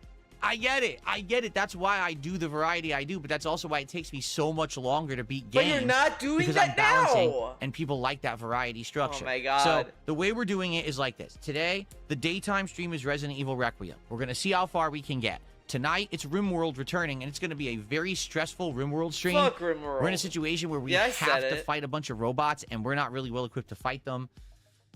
Do a podcast because it's the second podcast. All right. Then we are going to finish it tomorrow night. So understand that if we don't beat it on the day stream tomorrow, I want to finish the game tomorrow. I don't want this to be a lingering playthrough that continues into next week. I want it done so that way people can see the ending and we can move on. All right. Oh, so tomorrow we're beating it one way or another. But if we do complete it, but the ending's already out, Philip. I thought it didn't matter. First stream, then it's going to be Street Fighter on the late stream. Who am I using? I don't know, but not Sagat. I don't remember how to fucking use him. Yeah, he doesn't want to do So we're probably just going to pick any random rings. character, maybe Dalsim or something, and we'll just play. We are going to only play casual, and you're going to like it, bitch. We will never do ranked. Ever. And I think it's funny. He played Geef, and he was forced to do ranked because nobody was matching him in casual or whatever the fuck. And I saw him play it, and it's like, so this bullshit, I'm calling it bullshit of like, oh, I need to casual so I can warm up and know the character. He knows these characters. It's bullshit. I played Guilty Gear Strive. I mean, it's not 1-to-1. I'll be fair. And I play so many characters in that game. I can switch between like at least 3. I can switch between 3 at least. If I do like ABBA, that's trying something at this point because I'm playing like fast characters. And we'll have a time with Street Fighter tomorrow night, okay? And then the Retrothon But you is know Friday. what I'm saying. So, then people can stop complaining that they want another game because it will be done with this one. Thank you to William why didn't you do variety for then? $1.49 super Like, sticker. I was like, oh, people are begging me to finish it. Why? I thought you did variety. If he didn't like, it is so ridiculous what he says about his content. Shining what he wants Diamond. to do, Thank you to William for that. I whatever. get games, rush through them, and then kind of. Oh, what did he say? Someone tipped $1 and says, I am seeing an alarming trend that bigger streamers basically get games, rush through them, and then kind of toss them out and play other stuff right away. And what do you think about that? I've already explained. Oh my god! Listen, they can do that, but it is so silly that like yeah, they're buying a game, they're playing the game, and then they stop playing it when they beat it. What a trend! That's what he does. He plays a game, he beats it, he moves on. Is he gonna go back to the DK Bonanza challenges? Fuck no. Like, what is this? I'm just gonna say this is probably bait because he knows that these people will have some dumb fucking take. But that's not the kind of content that I put out. Okay? Oh my god. There's a difference between I'm a streamer that's just there to entertain my audience in the now, do whatever's hot, and move right on to the next, or someone who's trying to actually make legacy content that you will watch after the fact because it has posterity and meaning. That's what I'm doing. It has posterity and meaning. I'm not just here to entertain just the live audience. These are such vague terms. Posterity is the most, like, basic bitch thing. You're just uploading to YouTube. Oh, it's for posterity. Yeah, you're uploading everything on YouTube. Like, that's not a thing. Like, I'm here to make content also for an on-demand audience who will watch after Where's the the fact. posterity in the Blip TV era game countdowns? Where's that? I wanted that for years. I'm never getting it. This fucker is not re-uploading them. They're gone forever. So I have to do things differently. I don't just have an archive stream that doesn't even say what's in the stream, and you have to watch it raw and skip around. I edit it out. I have the parts that are the playthrough, the parts that are the morning show, the parts that are the podcast, the parts that are the daily wrap, and I edit them out. I title them. I put them in playlists. I put thumbnails. I put the extra work in so that people will actually watch after the fact on demand. And I do have good on-demand viewership. I still bring in about 500,000 views a month on the DSP Gaming channel, and that's with the decline in viewership on streams because people are watching on Kick. I want you to think about that. Since I started co-streaming on Kick, I have seen no decline in views on YouTube. You would think, well, you should, because now your streams are split. No. So in reality, since I started streaming on Kick, I've actually increased my total viewership every month. That makes no sense. Why would the viewership go down for that? Views I get on Kick are actually additional views to what I usually would get. Oh yeah, and the Kick people are just like the little sprinkles on top, and they get ad revenue. And like it's just another penny machine. Residual ad revenue on all of the videos that I put on YouTube, which is a focus of mine. I want people to watch the content after the fact. Right now, I'm getting far more revenue on the back end for Resident Evil. Like, I'm actually getting a lot of revenue on the back end because the videos are all getting thousands of views. So why are we and crying about support? For a couple of weeks. Like, that playthrough will probably get decent viewership for about 2 to 3 weeks. Be for that people watch it after the fact. It's a different product than, oh, yo, hi, everyone. I'm here to entertain the audience. Let's act weird. Let's scream. Let's do backflips. Let's act weird. Yeah, DSP doesn't act weird, guys. No, this is normal behavior. Oh, no. Oh, no. There's multiple RimWorld parts where he does clown mode like this. Yeah, he doesn't overact like these other people, guys. Backflips. Let's fucking drink this energy drink. Let's bounce off the wall. Oh, let's play Resident Evil. Oh, let's play Resident Evil. Oh, we're playing Resident Evil now. Oh, we're getting through Resident Evil. Oh, look, we killed all these. Oh, Resident Evil. Oh, what's next? Oh, let's react. Let's react to some news. Oh, let's react. Why are they killing zombies? I thought you can't kill zombies if you're rushing, right? News. Oh, what's next? Oh my god, I can't even believe it. This guy just said something about me. Let's see what he said. Oh, look, let's react to that. Let's do it. Oh, let's play Resident Evil. Oh my god, like, I don't think he really just has this vision of, like, other people that is, like, insane. Like, man. Nobody talks like this. It's just they play for whatever, then they go, alright, I'm gonna take a break from this because, you know what's funny? People do that because they're like, I'm burnt out. I'm gonna take a break from playing this game. Let's just, like, react. Let's just do some react content, right? And DSP did react content too. Whatever. Like, this guy needed to do a chill decompression after doing any interview, and then decompress after playing video games sometimes. Like, get out of here. Okay, that's not my content. That's what a lot of people do. These streamers, they're crazy, and they're just there in the moment to act a fool and try to entertain an audience. Their eyes are always like this. Yeah, as they move around. Yeah, DSP never does that. You'll never. there are screenshots I have, and DSP doesn't do silly faces. Not at all. Never. Never. Hold up. I'm gonna just show you an example. Oh, let's see.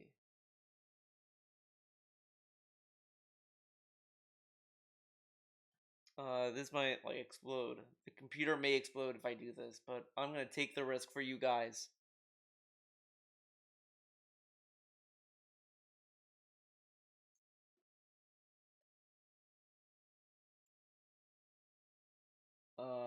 Hold up. I don't want to get anything recent. I want to find something that is like, uh.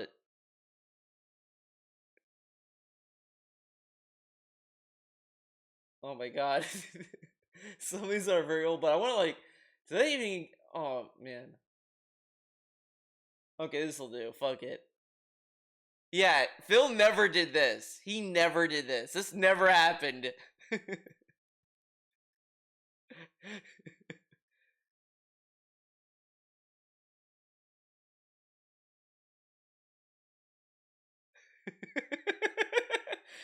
I'm looking at OBS. And this is I don't know. There's something funny about this. So I'll keep this here for now.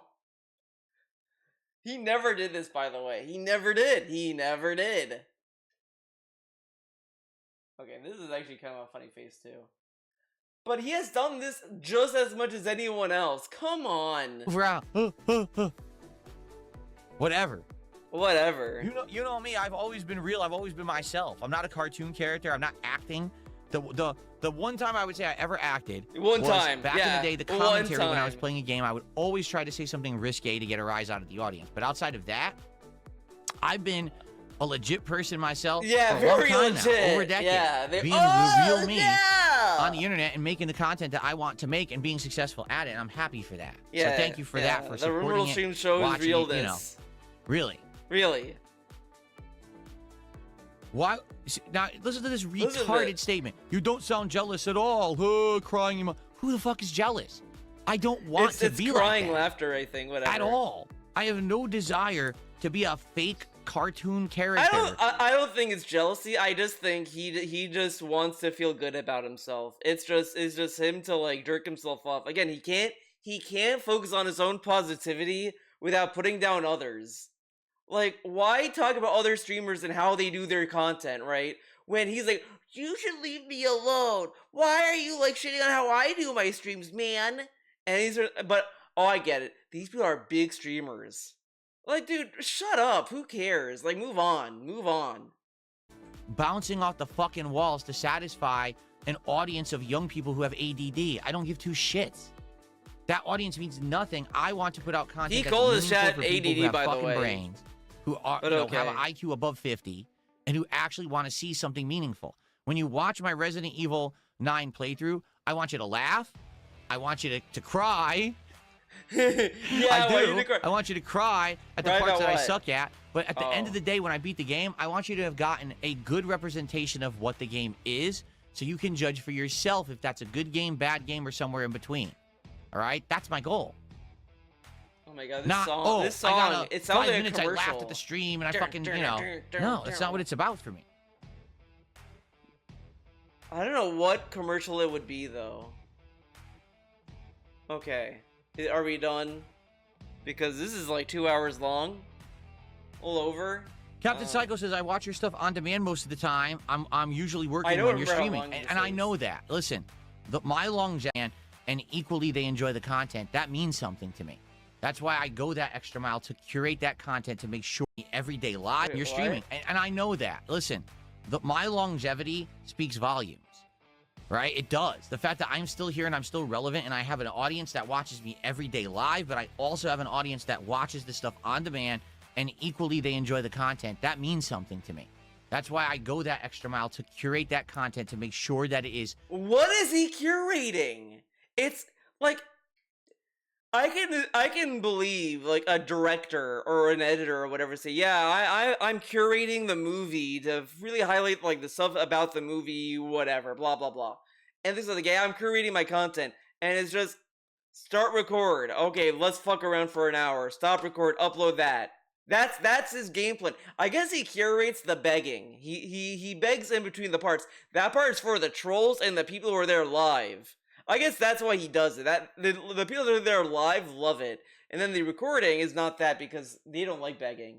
Watchable and easily followable on the channel because of the thumbnails, the titles, the playlists, and everything that I put the extra work into, instead of just saying, oh, I finished my stream for today and I made a few bucks doing the stream, so I just throw the archive stream up with absolutely no effort and then I'm done for the day. I don't do that. But people can also number the stream archives or whatever. Rude Fasa. But okay. Says, can we get a moment of silence for High Guard?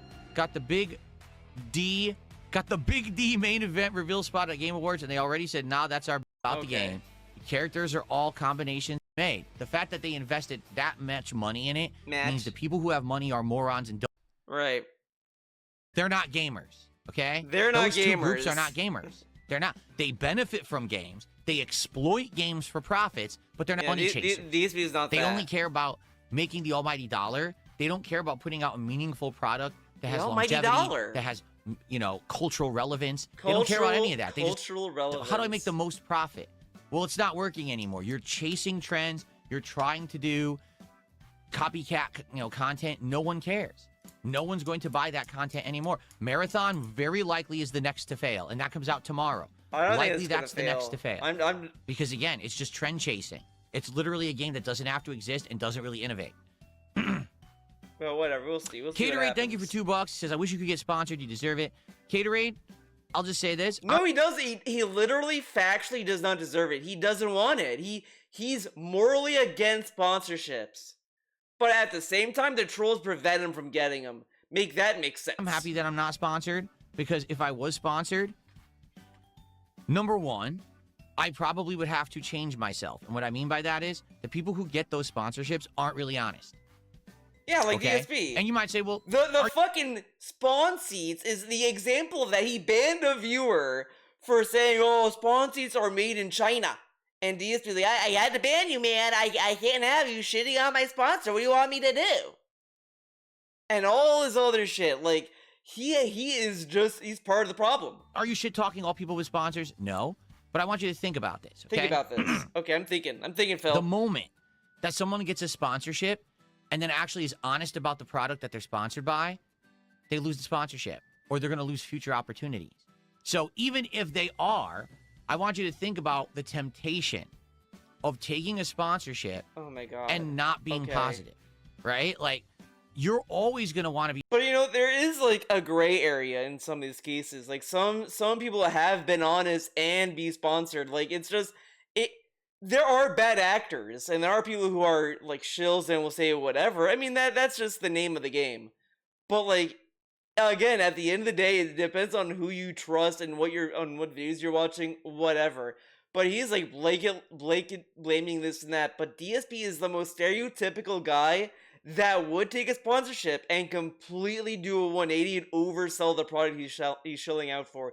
He'd be a bigger shill than the shills. Like, that's just DSP. He's a cartoon character. He's a living sitcom character. Like, it's like the reverse Truman Show. Want to be positive about something you're sponsored by, because that means future opportunities with more sponsorships. The more positive you are when you have sponsors, the more money you make. The more favored you are, the more things you get early. It's too dangerous. It's too tempting. It's not a situation I would want to be put into, because then I couldn't. Then why do you bitch about not getting it? Oh my god, this is another thing. Like, he could get a sponsorship for, like, an energy drink. How is that going to change how he is? Will the energy drinks buy the games for him? No. Like, he could just find a sponsorship that has nothing to do with gaming, for example, like he did with the fucking chair company. But this guy is just literally just sitting there like, he's only saying this because he can't get a sponsorship, so he can have free PR of, I am with you, I'm one of you, I would never sell out. But if he was given the opportunity, he would. He's that kind of guy. He's that kind of person. Sponsored by Capcom playing Resident Evil Requiem, I probably wouldn't be criticizing the game at all. You wouldn't know that I don't like it. But nobody is sponsored by Capcom. Maybe people in the FGC when they're, like, going to tournaments, but that's a way different situation. pacing, and that I would have preferred to have alternation between Grace and Leon. You know what I'm saying? You wouldn't know that there's certain things that I didn't like that I was critical of. I wouldn't even mention it. I just play the game with a smile on my face like this, and then finish it, and then on to the next, and bring in the money. That's what sponsorships very entail. cynical. I don't want to be like that. Even if you're not contractually obligated to say positive things, you're going to be tempted to anyway.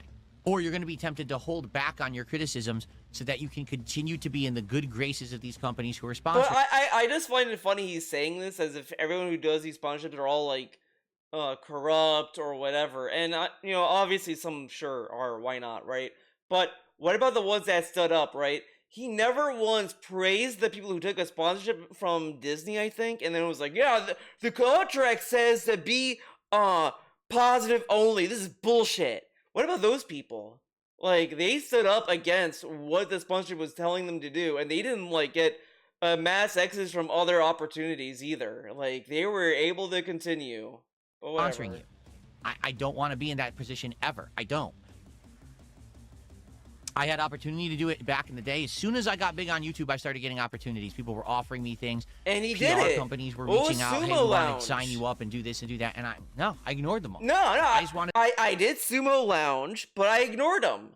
I just did the product. I just did a sponsorship. But that's different. It's different, guys. To do it for myself so I can make honest content. And here I am 18 years later, still doing Sumo it. Maybe Lounge, for a very small Laser audience, Mods, but I'm still doing it. Loot and I'm still Box, successful or at doing Loot it. And Crate, I'm whatever. happy that I can be One-Up myself Box. and not be Like, he influenced has by this kind gotten of nonsense. sponsored It's before. this machine now that they've created. He literally bitched about the Twitch bounty shit like last week. And he's like, oh yeah, these people, like, I would never do a sponsorship, guys. That you have to be positive and kiss butt, only say good things, rush through the game, be positive with it, get the next game for free early, get profit from that, wash, rinse, repeat. This is endless cycle of garbage. It's not quality content. It's just paid advertisement nonstop. I don't want to be a part of that. It's You a were vicious a part cycle of it, nonsense, though. and people just are so You used to were it now. a It's part so of it. commonplace to see the big streamer get the game early, get the sponsorship, play the game. Haha, it's so good. This is not a point? sponsorship. You It's know? a early Now, of advanced course, copy, the review other half of that copy, is whatever. if I do the get a fuck. sponsorship, people get harassed anyway by my detractors. That is a factor. Oh. But in reality, I don't want to be a sponsored guy where all I'm doing is pushing. No, that is a real kissing butt, factor. This is just selling PR. product, saying good. This is literal PR in Cope for him not getting it. The real reason is because the trolls won't let him. That's the real reason. This is all just dressing. It's all, yeah, man, I'm with you. Like, he's the kind of guy that would join a union strike, but the boss will come down and say, hey, Phil, come up here. Hey, if you cross the picket line and you work for us, and all this other stuff, we'll give you like $1 million. And we'll give you super duper super mega healthcare and all these little benefits. You just have to, like, ignore the strike. And he'd do it immediately. This guy is a fucking, like, I guess the term would be a scab, but, like, I mean, he can't literally be one. But you know what I mean. He's only saying this because it suits him in the moment. Good, happy things. I don't He's a want to be fucking honest, lizard. You know? So I took the different path. It's Like a challenging chameleon. path, let me tell you. It is a challenging path, but He's doing the Newsom it's a approach. good one in my opinion. It's a noble one. Little political satire guy. He's like Oh, a let's Gavin see here. Newsom. He'll just say what you want to hear, and he'll never mean Someone he'll took $2. believe That in was the nothing. worst XQC impression I've ever seen. The fact that you're saying it's an XQC impression Here when you I go. don't know XQC's Yeah. content speaks He volumes. watched XQC's content. Seriously. He watched it. I wasn't trying to do an XQC impression. I don't know what kind of content Yeah, he it's puts a out. it's a I've never general watched him. impression Besides, I anyway. think the one clip that we reacted to him on my React show 2-3 years ago, I've never seen the guy in action. So the fact that you even made that association means that you don't understand what I'm saying. It's that simple. You don't, or he does? Whatever. Okay. I want to say that's it. I don't think he continues from that. Products that are factor. Yeah. What? Factor? Rude Foster says, I see Raycon and HelloFresh ads on every YouTuber's video nowadays. The sponsor, everyone is trying to sell their products that are factor. Yeah. You know, and the truth is, like, for example, those meal plans are awful. Oh my god. I don't care about these meal plans, man. Yourself. The meals yourself. Cook the meals yourself. hey Phil, why didn't you cook any fucking meals when you were like away from Leanna? When Leanna left, why didn't you cook your own meals? Why did you never learn? Like, this dude, he can't say this shit. He had to like trick Kat to move in. Like, that's why it's like, there's no way she's leaving. First off, like, I guarantee he's like passive with her or whatever. He'll do whatever so Kat can stay there. That's basically it. Like, he'll like, if Kat tells him, Phil, I love when we go to bed that I don't know, like if she told her to sleep on that he should sleep on the floor, he'll do it, basically. Whatever. You literally pay like double for those meal plans. You think there's value there, but I mean, you want to talk about the laziness of society. I can't even be bothered to figure out how to make a meal for myself. You didn't bother to learn how to make a meal. Like this dude, remember when he used to brag? Man, he was playing Final Fantasy VII Remake at the time, I think. He used to brag, okay guys, I gotta end the stream early, I gotta cook for my girl, I gotta cook for my wife because she's going to work, we're splitting the chores, it's my turn to cook, guys, I'm gonna cook. He cooks a hot dog. Or like rice, or whatever the fuck. Basic shit, basic bitch shit. Doesn't want to learn anything else. And now you get, oh, Kat kicks me out of the kitchen, she does not want me to do anything in there. These other people, they're fucking lazy. They're not learning how to cook. Bitch, you don't know how to cook. Like it is so ridiculous that this guy is like trying to act as if like he has any opinion on cooking. You don't know anything. Get out of here. Myself and my family. That's too hard. I'm gonna pay someone else to do it. Wow. Yeah, just get someone to move in with you and then marry them and then trap them. Again, you can. My wife and I are eating very healthy right now. Almost everything we eat is incredibly healthy. And it doesn't take tons of extra effort to do. Cookies. It takes a little bit of research. What's the healthy alternative to the really bad thing that most people eat? And then you just make the meal with that. Oh my god, this dude, like, every time he talks, it's like there's some rant I can go on. Because this dude literally was like bitching at vegans who are like, why would you get a vegan burger? Why not just eat a burger? Or, you know, all this, why trick yourself or whatever the fuck? What is this then? Oh my god, this dude, and man. You end up being healthy, losing weight. You know what I mean? Like, it's such a cool alternative to say a meal plan where I pay someone exorbitant amounts of money just to make one meal. Maybe they have a life and they're busy. Yeah, so's everything else. It's not actually that hard. It's not rocket science, you know? And also, this guy does not want to eat any food with bones in it because it's too hard. I don't want to eat. It has bones in it. I don't want to eat like an asshole. That's an absolutely smart way to do it. If you can save time by doing all the work that way. We actually each day have a different meal that's planned and we cook. This is so. Oh my god, he really does eat like he's in a retirement home. We have like a lunch menu. A lunch menu. Oh my god, this guy is we have leftovers for a day, which is fine. But for the most part, we are doing different meals every day. And it does take more work that way. They're one of those but you people do eat something different every day. Where they don't like having leftovers. I don't get that. The whole eat leftovers. Planning out healthy meals and having them pre-prepped and everything is actually a really smart way to do it. What's wrong with leftovers? What is wrong with leftovers? It was said in the video that I was watching, it didn't make sense. Like, it sounded to me like he would have... Okay. Return LTG for your meal plans or whatever. But we're only watching the tractor videos. Any way, shape, or form. What?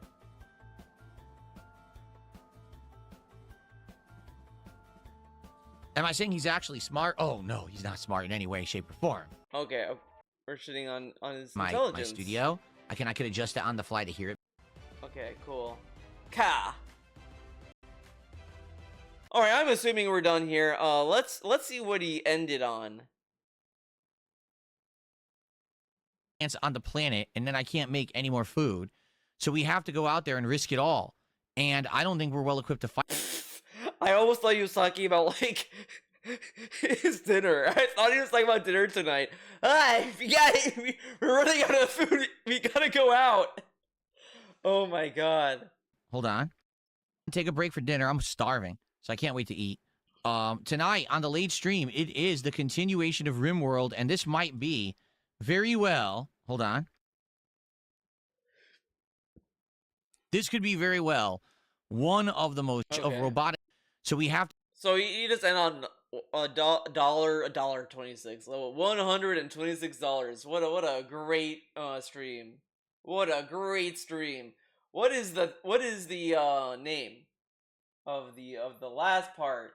An all-out push to the lab. Leon versus the world. DSP plays it. Resident Evil. I love that it says DSP plays it on DSP Gaming. What about that? But whatever. Okay. Again, he's further than me. It's bullshit. I'm behind in Resident Evil 9. It is what it is. Thank you for watching this amazing video. That's meaningful. I'm gonna upload this for posterity, and you're gonna love how meaningful it is. See you in the next one. Let's get a sound thing. What am I feeling today? I did a lot of Guilty Gear stuff. I'm taking a break from that. Let's go to the DSP sound box. Hopefully you guys can hear something. Oh shit, it's fucked up. The stream deck is fucked up. Ah yes. All right, I think it's gonna explode. Nope. That muted me. Wait a minute now. Come on, act for me. Come on. Oh my god. What? He really deserved the 100 PP. Yeah, there you go. The 100 PP. All right. See you next time. Bye.